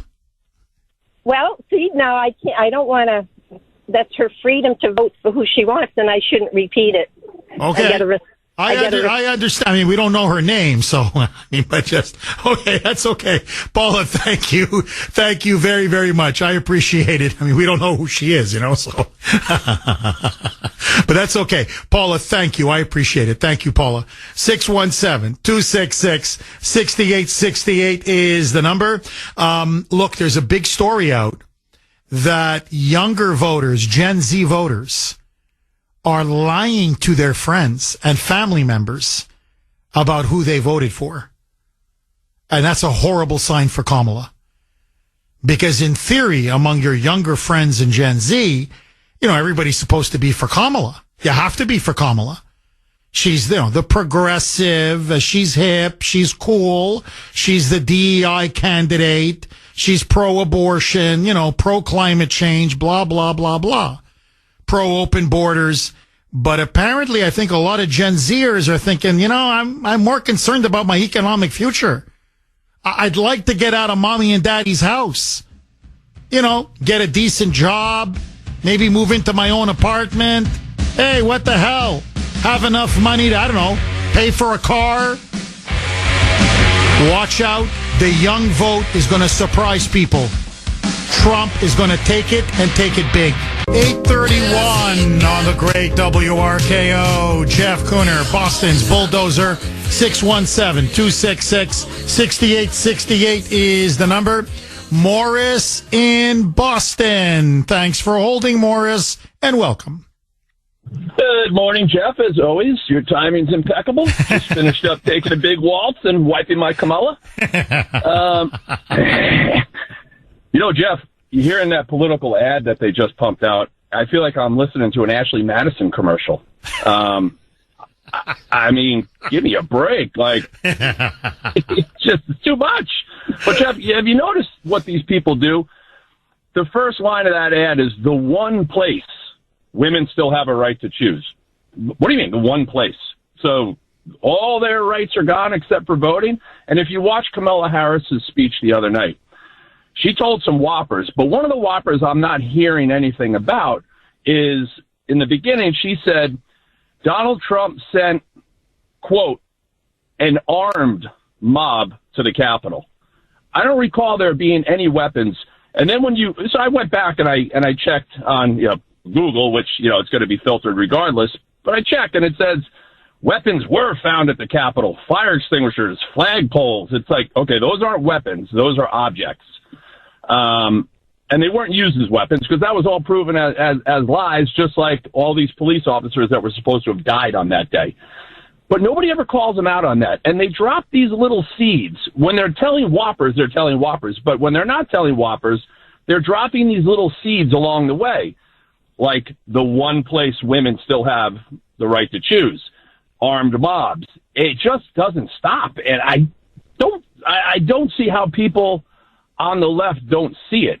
And I can tell you right now, my wife just ordered me a Donald Trump hat with a big wig and that type of thing that, she's like, oh, you should wear this to work. I'm like, unfortunately, that's why I have to go with an alias on your show.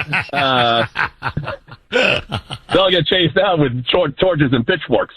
But it's really, I wanted to ask you if you caught that in her speech the other night, about the armed mob. No, I did. And they've been doing this ever since January 6th. It's like, what Goebbels famously said, the Hitler's minister of propaganda. Just repeat a lie often enough and it'll be accepted as truth. And that's not, I'm telling you, the liberals believe with all their heart and all their soul that there was an armed insurrection. And you're like, well, what insurrection? They can't prove it. Well, who had a knife? Who had a gun? They had a flagpole. That's it. And as you pointed out, a fire extinguisher. That's it. That's it. But they just keep repeating it and repeating it and repeating it and repeating it. And by sheer repetition, people begin to accept it as true. Now, by the way, do you notice the implication of that ad, the Julia Roberts ad, is women don't have the right to abortion anymore. That's what they're really trying to say. We know who Donald Trump is. He is the person who stood at this very spot nearly 4 years ago and sent an armed mob to the United States Capitol to overturn the will of the people in a free and fair election. It's lie after lie after lie. And one of their biggest lies is that women don't have the right to abortion in the United States after the Dobbs decision. In Massachusetts, you can have abortion literally up until the baby is born. In every New England state, abortion is legal. Throughout the entire Northeast, abortion is legal. Throughout the entire Midwest, abortion is legal. Throughout the entire West Coast, abortion is legal. I can count states on one hand where there are, serious restrictions on abortion. And even then, it's usually legal up until 2 months, with the exception of 1 or 2 states. So in terms of everybody's practical daily lives, nothing has changed. And Morris, I want to get back to you on this. Notice when Dobbs came down, what did the libs say? Like always, panic porn to the nth degree. Women are going to be dying. Millions of them. Back alley abortions. Oh my God. It'll be a slaughter. Nothing happened. Literally, nothing happened. The issue got kicked back to the states. Some have a few more restrictions, like New Hampshire. Basically, it's legal all the way up until 6 months. Last trimester, no, it's illegal. Other states in New England, all the way up to 9 months. So some have more, some have a little bit less. But basically, with outside of the Bible Belt, which is a handful of states, and Utah, abortion is completely legal in the United States. But they're acting like, oh my God, it's the Handmaid's Tale. Morris, what I want to ask you is this. If your wife, whatever, significant other, lied to you, somehow you found out that she said to you, Morris, I'm voting for Trump. Okay? Or whatever, it doesn't matter. The candidate's irrelevant. But then goes to the ballot box and votes the opposite way of what she told you. Because she just didn't feel comfortable telling you or didn't want you to know. Would you feel profoundly betrayed? Would you feel sort of like, why are you lying to me? Why you have to be dishonest about it? And how is it suddenly good, Morris, to encourage women to be dishonest and lie to their husbands, boyfriends, or spouses? I mean, Morris, am I wrong? No, you're 100% right, Jeff. And my wife, if she's hardcore Trump, just like myself. And if she was lying, then I'm going to start checking the vitamins she's putting in my bowl in the morning because she might be slowly poisoning me. So yeah, no, it's there's nothing good about it. One of the funny things in our house is my wife. If I tell a white lie, like, "Hey, did you eat that last piece of cake last night?" I'm like, "No." She'll just look at me and she goes, "Swear to God." I'm like, "All right, I ate it." She knows when I'm lying, and my wife doesn't lie to me. It's just we have a very good relationship. God bless you. You know what's funny though, Jeff, is when you were talking about Trump's comedy show he put on yesterday, I was dying, and my wife was actually in the other room. I'm like, "Hey, you got to get in here and see this," and I paused it, rewound it. What doesn't do it any justice, listening to it is one thing, but the facial expression. Exactly. Yeah, exactly. When they told him he looked thin in the vest, he went, ooh, and he made that face that he makes. Oh, my God. I watched that 15 times and laughed harder every time. Jeff, listen, man, I really appreciate everything you do, my friend. Very few people have been in it for the long haul. I'm one of them. I have a group of friends, and we have a text thread, and a lot of them, 2-3 years ago were believing the lies and this and that, and now they're on the wagon, with us on the Trump wagon. And it's funny because I throw a little jab at them every now and then. I said, how many of you guys have been on the wagon right from the start? And they say, well, I wasn't. But one thing that turned them, Jeff, was I sent them the iHeart link and your show, and they're devout listeners now. And you really had a lot to do with changing a lot of people's minds. And I can't thank you enough for that, my man. Oh, thank you, Morris. Thank you. I really appreciate that. God bless you, my friend. And thanks again for that call. He's completely right on every single score. And in all honesty, he's right. This is me and Grace. I'm telling you. Hey, Jeff. In fact, this happened yesterday. Who had the last blueberry muffin, Jeff?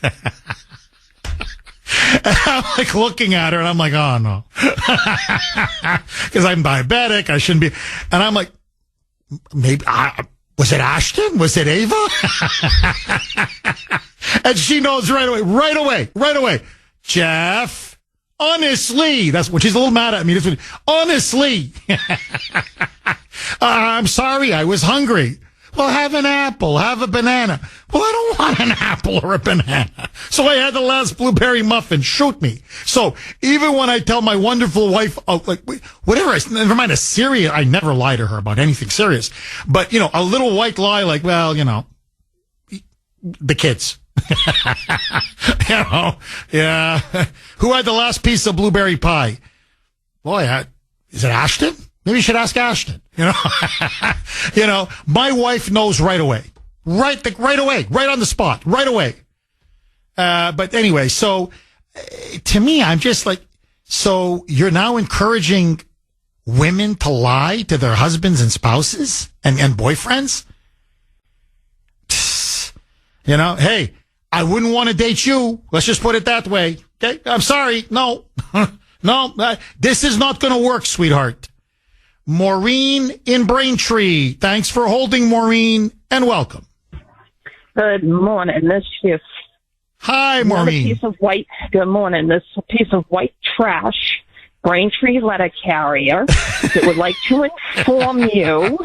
Yes, that my fellow piece of garbage. Yes. But yesterday in the mail, we were delivering postcards to provide interpreters for voting.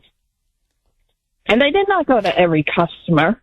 They went to specific customers. Interesting. Maureen, can you do me a big favor? I am up against a break.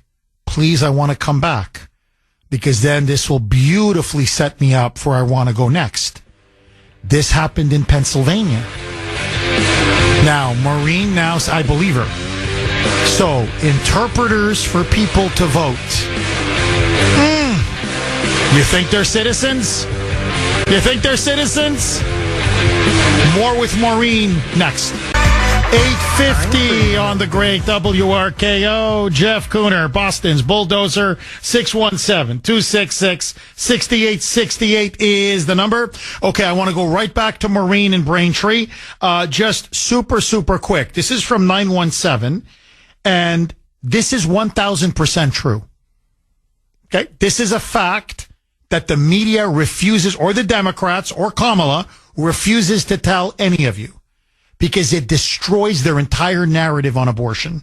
Quote, Jeff, since the Dobbs decision overturned Roe v. Wade, abortions nationwide have actually increased. That's true. There are now more abortions done every year, every month, every year, than there ever was pre-Dobbs during the Roe v. Wade era. So instead of, apparently curtailing or reducing abortions, there's actually more abortions now than ever before. So, I mean, there you go. Women don't have the right. They don't have the right. Oh, they've got the right, all right. It's like it's the latest fashion. It's like they're having abortions like they're giving out hotcakes. All right, let's go right back to Maureen in Braintree. Maureen, you deliver the mail, and I'm so happy you mentioned this. So you're saying in some cases that they are now sending ballots to people who clearly cannot speak English and who need a translator for them to be able to vote. Correct, Maureen? Yeah. Well, it's not the ballot. It's a postcard, but it's to all people that are not American. It seemed to be a lot of Asian people. There were Indian people. I mean, O'Brien's did not receive any of those postcards yesterday. Now, and what is it exactly that the postcard is telling them to do, Maureen? That they'll provide a interpreter for them, and they can go there, but they cannot go there with their boss or their union rep. That is unbelievable. That is absolutely unbelievable. Maureen, let me ask you this, because the way this is being sold in the media and the way the Democrats are pushing this is they say, well, no, these are just, quote unquote, their words, non-English speaking citizens. That these are all citizens, Maureen. They're not non-citizens. They're not illegals. They're not, no. These are all citizens. They just don't speak English. What say you to that claim that they're making? I disagree with that. Maybe some of them are, but not all of them. Well, you see, Maureen, look, this is where I think I know they're lying. I agree with you, but I would even be harder on it than you are. I don't even think it's some, because as a naturalized American, I immigrated from Canada. To get your citizenship papers, to be naturalized, you have to pass multiple tests. And one of the tests you have to pass is a basic proficiency in English. Now, I'm not saying you're Shakespeare, far from it, but, you've got to pass a test. Yeah, basic spelling, basic writing, a basic understanding of the language. You certainly, the test that I took, the test that everybody takes, it's more than enough for you to go vote.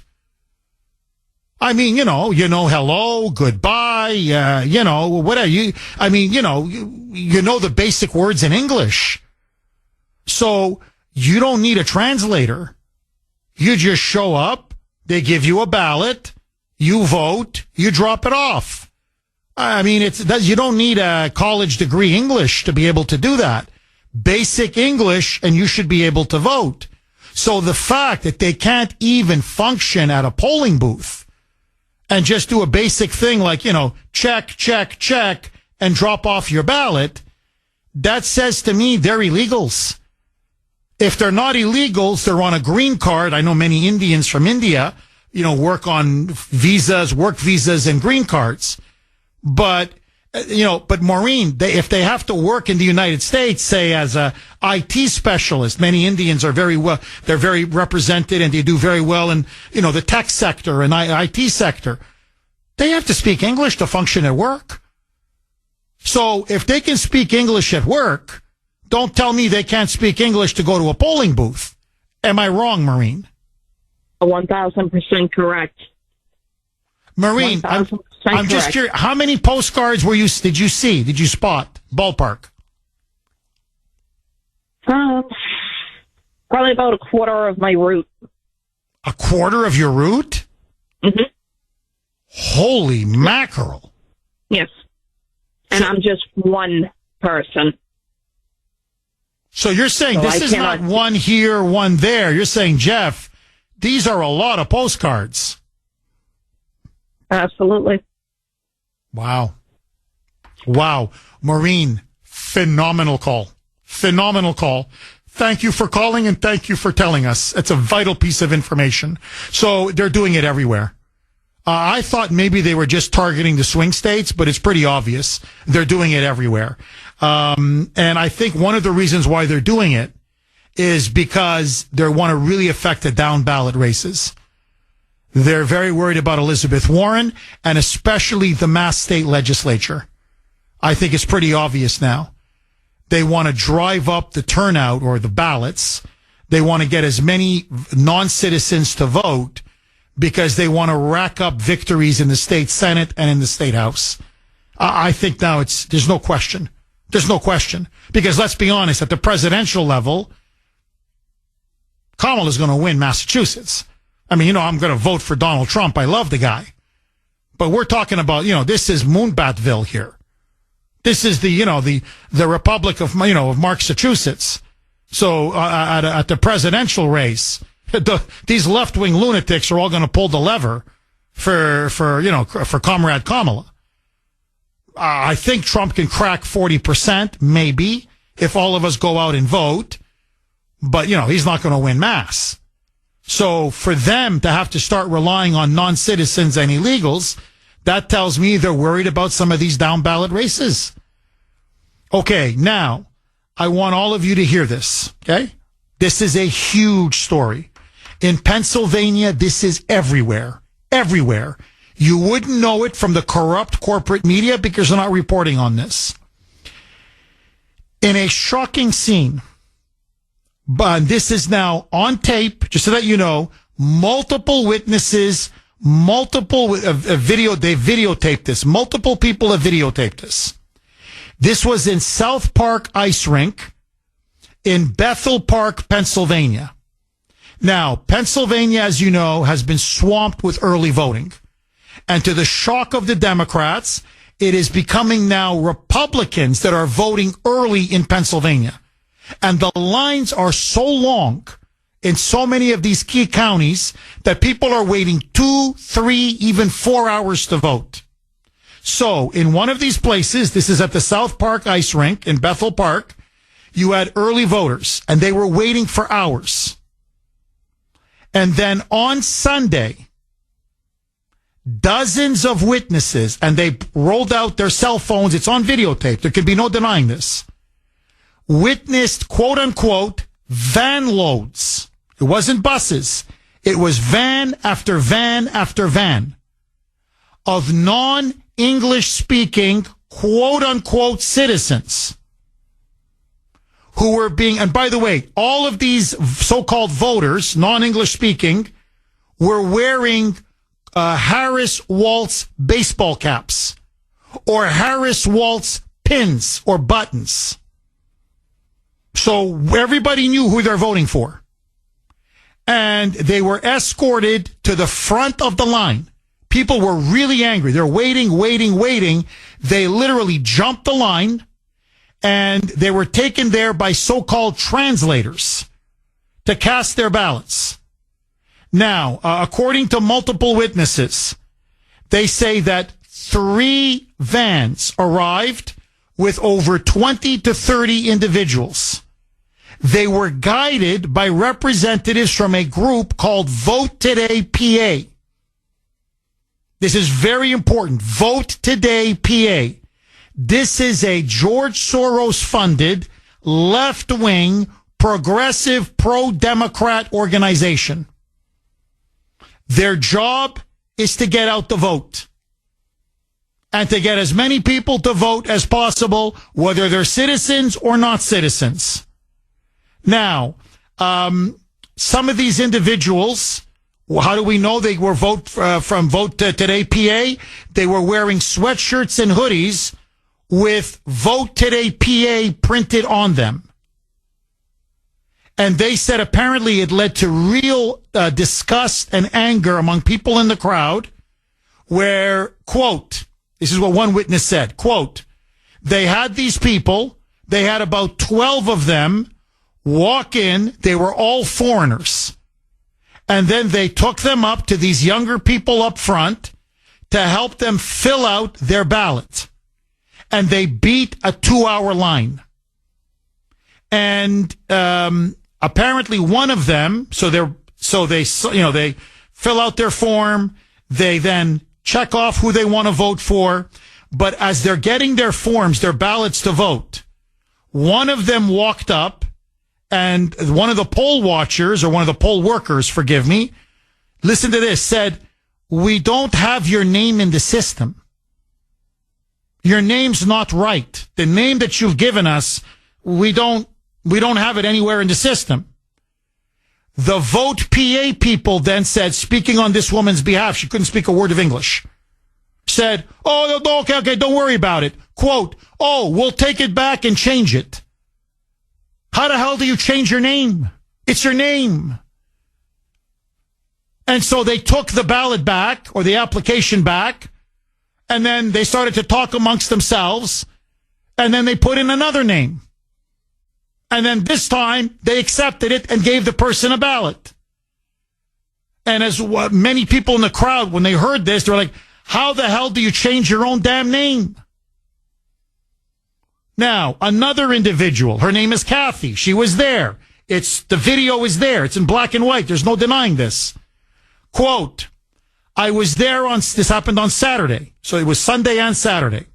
I was there on Saturday when this happened. These illegals being, vanned in, not bussed in, but vanned in, brought in by vans. When we were told when we arrived there, it would be at least a 2-hour wait. But then we watched at least 3 different groups of approximately 20 non-English speaking people who were escorted into the building ahead of everyone in line. Many of them saying, we saw this firsthand. They were escorted in. They had translators. They were given their early ballot applications. They filled them out, and then they allowed them to cast their ballot while regular, normal American citizens were waiting for hours and hours in the sun and in the heat. And so, as one witness said, another one who was angry and apparently visibly exasperated, quote, saying, yes, I saw the whole thing. I was there. I saw firsthand. So not only do these migrants get everything in their life for free, but now they get to skip the line while the rest of us waited 2 hours. This part I have to clean up. Can't say it. Uneffing, you know what the person said? Uneffing believable. Now, I'm telling you, okay? I'm telling you, those were not so-called citizens. I know. I had to pass the citizenship test to become, and thank the Lord, an American citizen. You have to show a basic proficiency in English. Again, you don't have to be Shakespeare. You don't have to have, a college degree in English literature. But you have to pass a spelling test. You have to pass a writing test. You have to pass a verbal test where the person asks you questions and you have to be able to have some kind of a conversation in English. Now, look, my mother spoke with an accent. Think Melania Trump, a thick Eastern European accent. Nothing wrong with an accent. Really, nothing wrong with an accent. Really, okay? So they don't care whether you have an accent or a thick accent or, the way that person pronounces a certain word in English is a little hard to understand.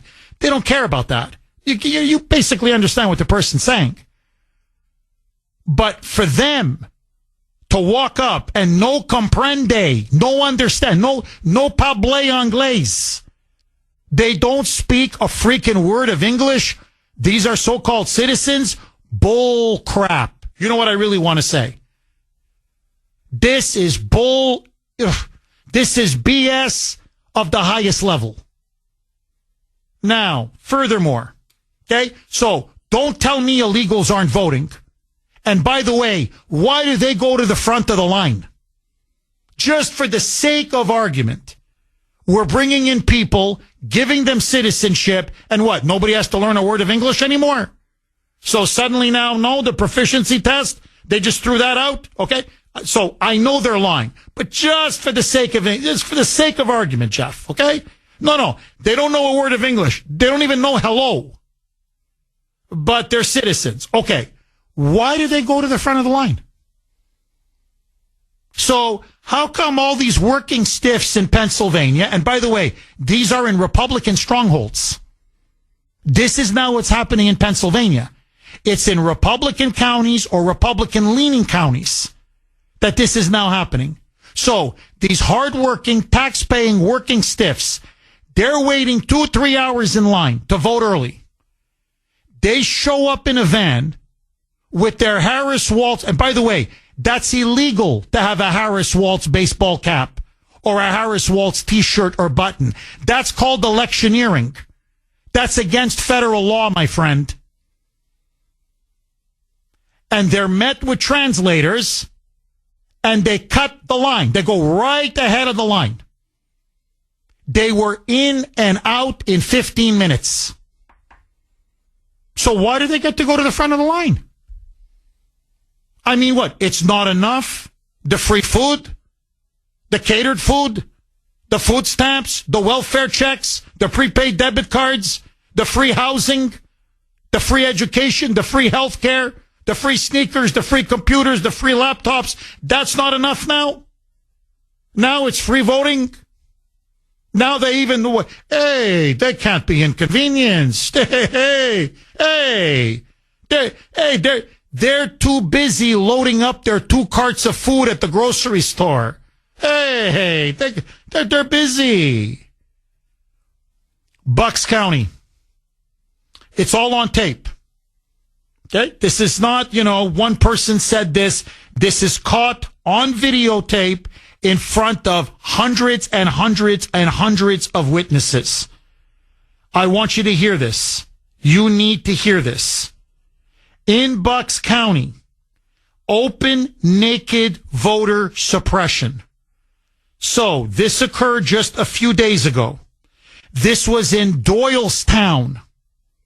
They have in Pennsylvania in-person voting lines. You can vote early where you get an in-person, what's called an in-person mail-in ballot. So what you do is you show up, you wait in line, you ask for your mail-in ballot, the application, they give it to you. You can fill it out on the spot. Return the application to them on the spot.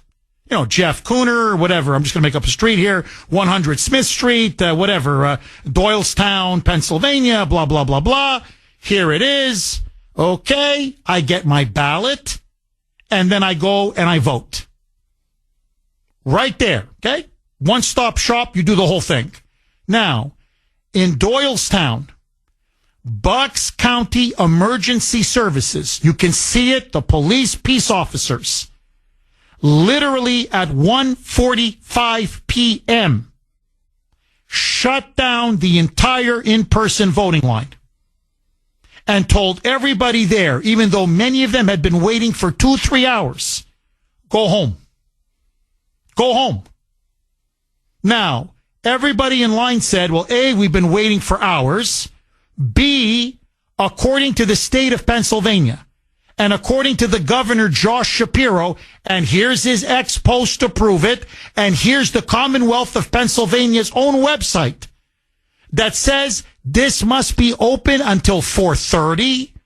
And if you're in line before 4:30, you must be served. You must be processed and you must be accepted and allowed to get your application and allowed to vote. You just have to be in line before 4:30. At 1:45, police officers came out and told the crowd, hundreds and hundreds of them. Some of them, by the way, were turned away for several days. Many of them came out and said, this is my third day trying to vote. And they said, we can't accept anymore.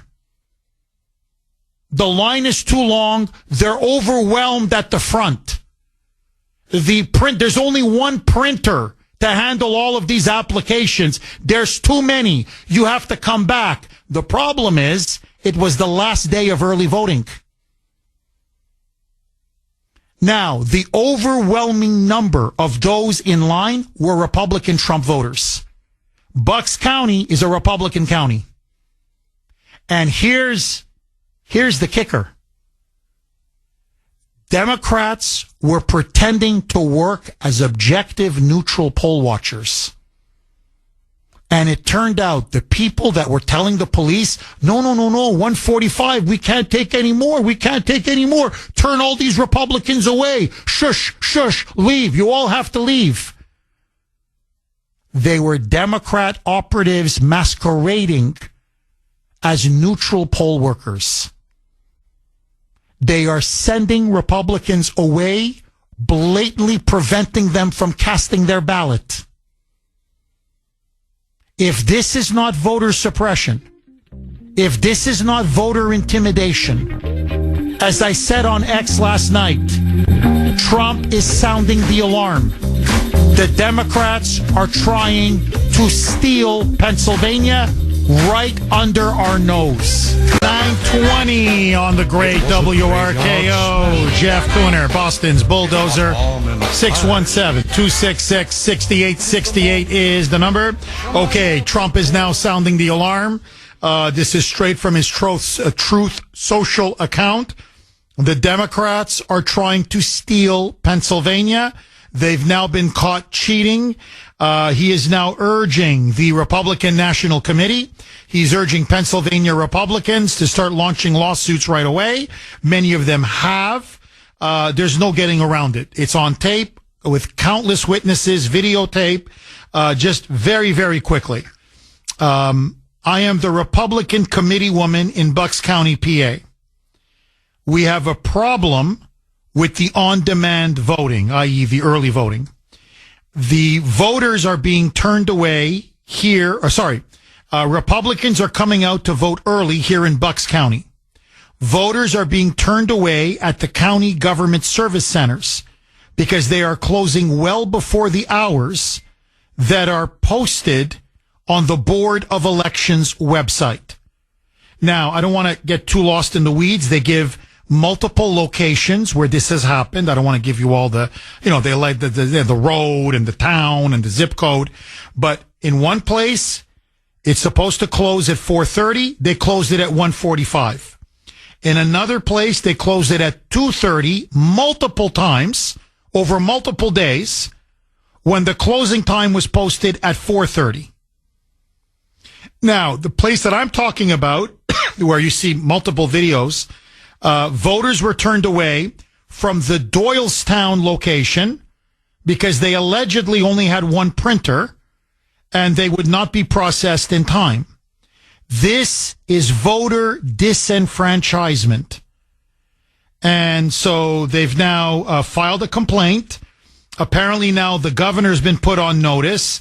The governor now, tremendous backlash, is going to extend early voting, I think, for 3 days now. But here, listen to this. Another voter. I'm in Levittown, Bucks County. I'm trying to vote early. This is for the second time. So this person was turned away the day before. It is now 11:46 a.m. It's not even noon. And I've been told the line is 4 hours, and I will not be able to vote today. This is unacceptable. The push for early voting isn't a surprise. There's 2 people working this location. So, and I could go on. It's example after example after example. So, what is clearly happening in Pennsylvania, illegals are being bussed in, or I guess with a van. They're brought in with vans.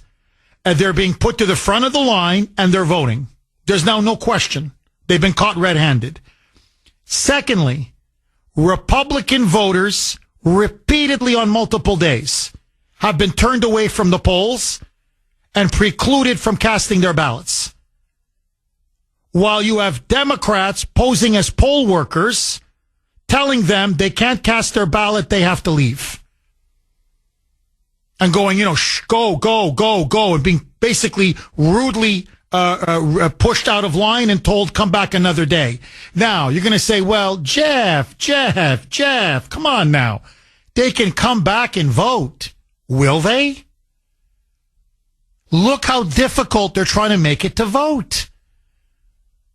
If you're going to have people wait 2, 3, 4, 5 hours in line and then tell them, sorry, come back tomorrow, are some people going to come back? Or are some people going to say, look, I don't got 5 hours? People have jobs.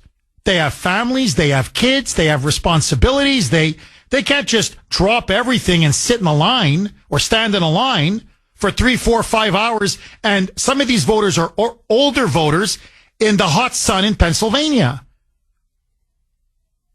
And so what they're trying to do is they're trying to discourage Republicans from voting, sending them away, hoping that they don't come back or make the experience so miserable, so long, so grueling that when they do send them away, they'll say, hey, I'm not going to go through this.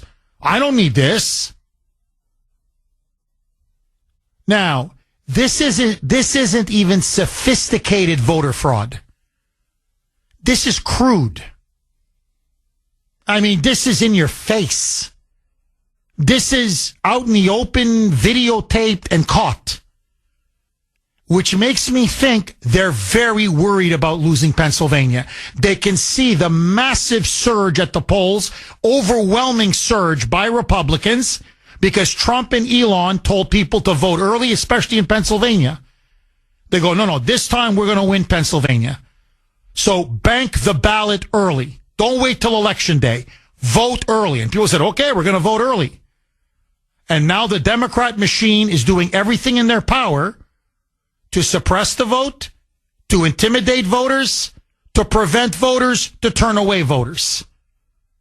Now, we're going to be 5 days away from election day, and we've already caught them red-handed cheating.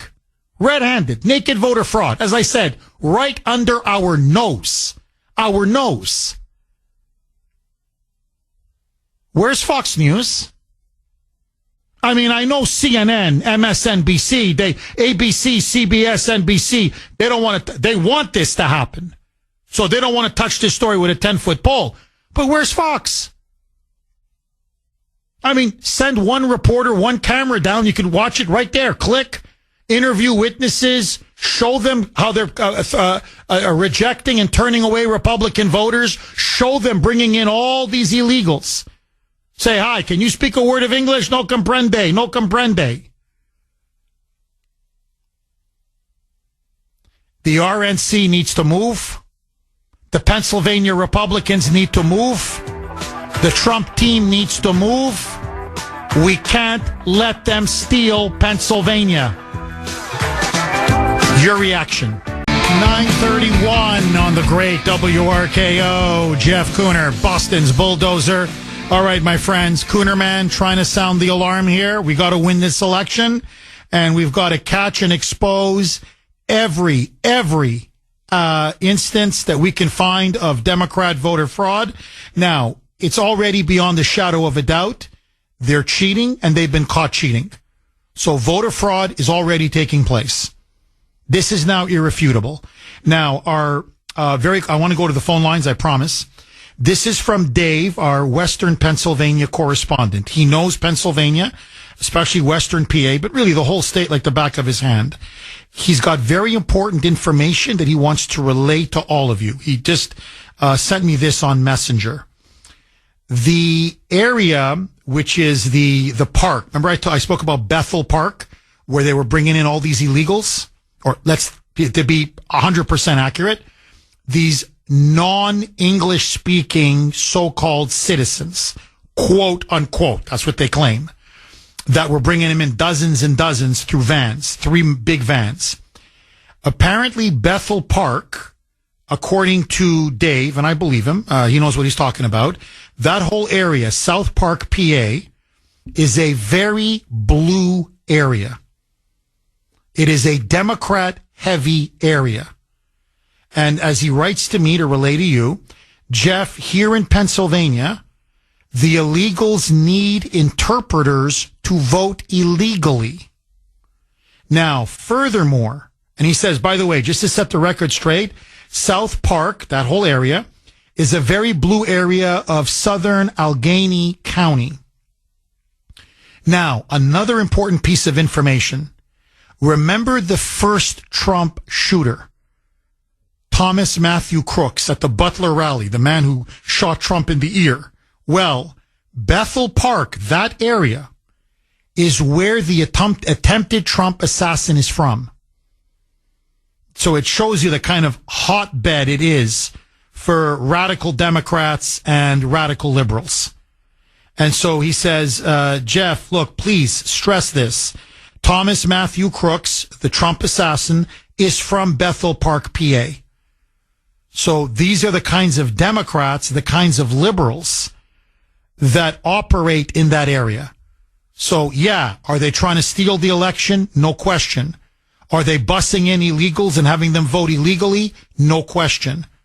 Are they trying to turn away as many Republican voters, Trump voters as possible? No question. The cheat is on. 617-266-6868 is the number. Scott in Revere. Thanks for holding, Scott, and welcome. Jeff, I love you in no sexual way, my friend.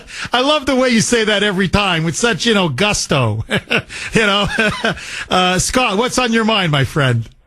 Well, first I want to say thank you to Mike, Sandy, and yourself. I mean, you guys are the best. Without you, I'll tell you, there's a lot of information that would go, probably unknown. But I'm going to say, you definitely, oh boy, did you get me angry when you said that that's stopping people from voting at 1:45 instead of 4:30. And I just want to know, I have to ask the question, I'm sure everyone's asking this question to themselves. Where is Mike Johnson? Where is he? What in the world is this man doing? What is he, just watching this stuff? And these rhinos, I'm telling you, and the rhinos, I think, are the biggest problem. The Democrats are expected to do this. We knew they were going to do this, right? It wasn't a surprise, right, Jeff? No, not at all. Then why in the world is no Republican, no rhino is sounding the alarm? You're the only one. You are literally in a couple others. But we got to think that now it's not just like you're going to have the Republican nominee Deaton. Is that his name, Deaton? Yeah, John Deaton. We're going to have him on Monday at 9:30. All right, you're going to have him on, but I'm going to ask him. Every time like this, I know that you say we're better off with a Republican in there than Liz Warren, which is 100% true. But isn't it better off to know? I mean, know your enemy. Like, we know what Liz Warren's going to do. We know how she's going to vote. We know everything. But to have Dean in there as a rhino who still thinks Charlie Baker is going to be, he wants Charlie Baker to be president, not voting for Trump. We don't know what this man's going to do. Well, Scott, I mean, I'm going to ask him. I just want you to know that. I hope everybody can tune in at 9:30 on Monday, because I'm going to ask Deaton, right, let's say you are the senator. Okay, just for the sake of argument, you win. You beat Elizabeth Warren. Are you going to be attacking Trump nonstop? Are you going to be stabbing Trump nonstop? Are you going to be basically the Mitt Romney or the Mitch McConnell of the Republican Party in the Senate? And I want to hear what he has to say. But no, look, Scott, where is the mass GOP? There is massive voting fraud taking place in Massachusetts right now. Illegals are voting in Massachusetts. There's no question. Nowhere. And to your point about, you're dead on. Scott, you're not 100, you're 1,000% correct. Where is the Speaker of the House? This is a massive national scandal. They are trying to steal the state of Pennsylvania, which probably will decide the election. Okay, it's a little bit, Scott, I'm being a little bit oversimplistic. I mean, you do need, a couple of other states. It's not just Pennsylvania, but basically, look, who wins Pennsylvania wins the election for the most part. I know you need Georgia, North Carolina, maybe New Hampshire. You need, as I said, all Trump needs is PA, Pennsylvania, Georgia, North Carolina. That's it. It's over. He gets to 270. That's it. He can lose Arizona. He can lose Nevada. He can lose Michigan. He can lose New Hampshire. He can lose Wisconsin. So, PA is the big prize, okay? So they're basically, if you steal PA, you steal the election. They're trying to steal Pennsylvania. Scott, it's not even, remember Detroit in 2020, Scott? Do you remember? In Detroit in 2020, they did it at 3 a.m. They kicked out all the Republican poll watchers and they put cardboard boxes, pizza boxes on the window. And then they were just hauling in, black suitcases. And then suddenly, Biden got an extra couple 100,000 votes. They're not even doing that in the dead of night. Now, it's in the middle of the day. Please, I'm urging everybody, go. You can see it. The video is there. It's freaking 1:00 in the afternoon. It's sunny. It's hot. And you see them leave. You got to go. Bye. And they're all like, but it's only 1:00. It's not supposed to close until 4:30. Sorry. Bye. Come back tomorrow. Bye. Bye. Bye. Have a nice day. Bye. And they're telling them this is voter suppression. Bye. Bye.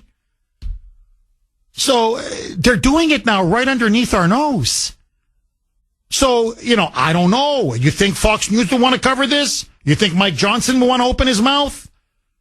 You think the Republican leadership would want to say something? You think Mitch McConnell, Senate Republican leader, maybe he can open his mouth a little bit?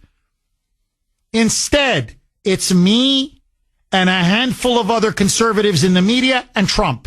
It's always Trump. And Elon, I got to say, just follow Elon on X. I got to give the guy his due. He's got balls, man. Elon is the one saying as well, they're stealing Pennsylvania. They're just been caught cheating again. Here are the videos. Here are the stories. So it's Elon, it's Trump, it's a couple of other people, and us, Scott, the people. That's it. That's it. I've never seen more useless human beings, I swear to you, than the Republican establishment. Scott, God is my witness. What do they do all day? That's what I'd love to know. What does Mike Johnson, what do you do all day? What are you guys playing chess? Playing checkers? Playing video games? What are you doing all day? Watching Turner Classic Movies? What are you doing? Scott, final word to you, my friend. No, Jeff, I mean, they can't say that they don't know, that's for sure. I mean, come on. Anybody with a quarter of a brain can still watch X and see all the fraud that's out there. And people, what the problem is, Jeff, is what can we do as citizens when they tell us to leave and it's against the law, and a cop comes over, which is really making me madder and madder every time I think about it. The police are telling people to leave before it's time to end voting? The police! What the heck is going on? Well, Scott, you're completely right. I mean, that's to me the most infuriating thing of all. Look, what we have to do, Scott, I know it's not easy. You got to keep voting and keep voting and keep voting until you finally cast your ballot. And it's easier said than done because, waiting 3, 4, 5 hours a day in the heat and then they turn you back. People have lives, people have jobs, people have families, people have kids, people have responsibilities. And that's how they're trying to wear us down. So eventually you don't come back and you don't vote. It's really disgusting. All right, more next, I promise. More calls. 9:49 on the great WRKO. Jeff Kuhner, Boston's Bulldozer. 617-266-6868 is the number. Okay, just super quick. Marita messaged me on Messenger. And by the way, I just have to say this. I just wrote it to Marita, but super cool meme. I gotta tell you, she's got this meme. It is, Ava, my daughter, would love it. Absolutely love it. It's cute, funny, adorable. Anyway, it's just a great meme. But anyway, so she asks a great question. To me, the $64,000 question. Good morning, Jeff.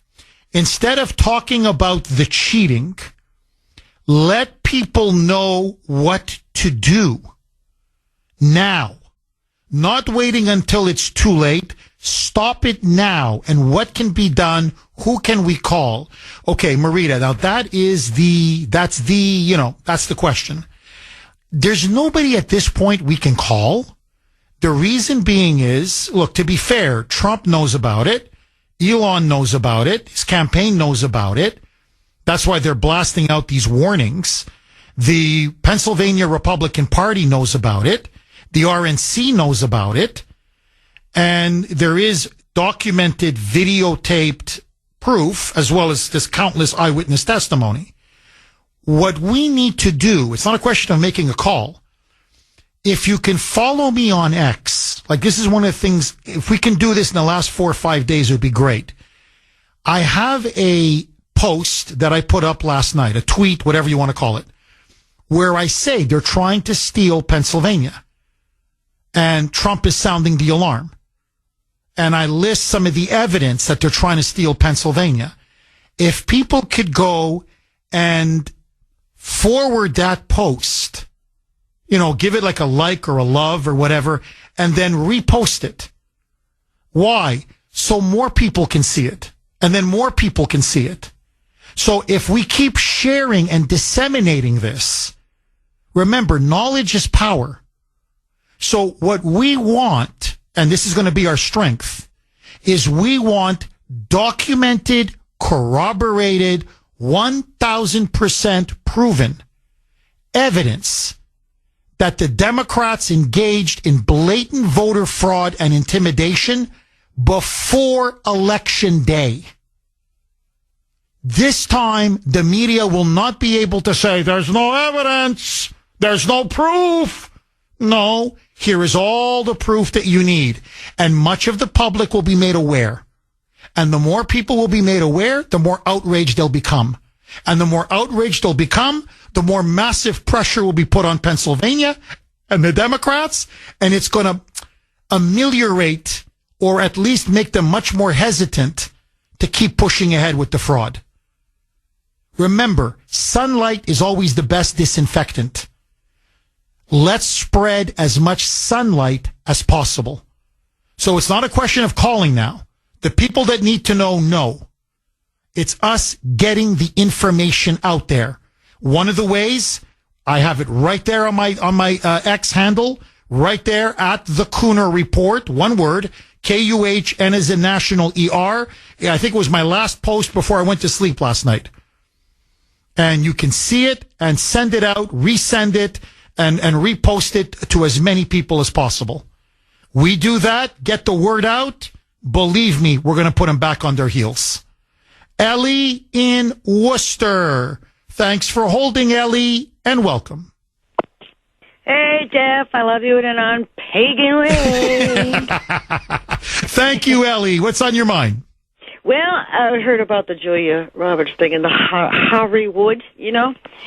I just want, how stupid and soulless and brainless does Hollywood think we women are? You know, we all get up early in the morning, we stretch, we yawn, and all we can think about is how many babies can be slaughtered in this country today, right? No, we're thinking of how to heat the oil, take care of our families, get heat, pay the electric bill. We're thinking of survival. We're thinking of our families, how to take care of our families, not destroying families. I think Hollywood is so far gone that they think we're so stupid. Well, and you're right. But just also think of how devious they are. I mean, honestly, almost diabolical. Like, they think it's cool to encourage women, in this case it's women, well, lie to your husbands, deceive them, be dishonest, and lie to whatever, your boyfriend, your spouse, your partner, whatever. Just lie to them. And that lying is a great thing. And you really get a sense of what Hollywood culture is like. So is that what your relationships are like? But you lie to your husband all the time? You keep secrets from him? But you like it if he keeps secrets from you? Would you like it if he kept lying to you? And then you destroy all trust. And Ellie, you know this almost better than anybody, right? The key to a good relationship, like anything else, is trust. You destroy that trust, you destroy that relationship. So this is now what they're peddling to the women of America? It's disgusting. Ellie, final word to you.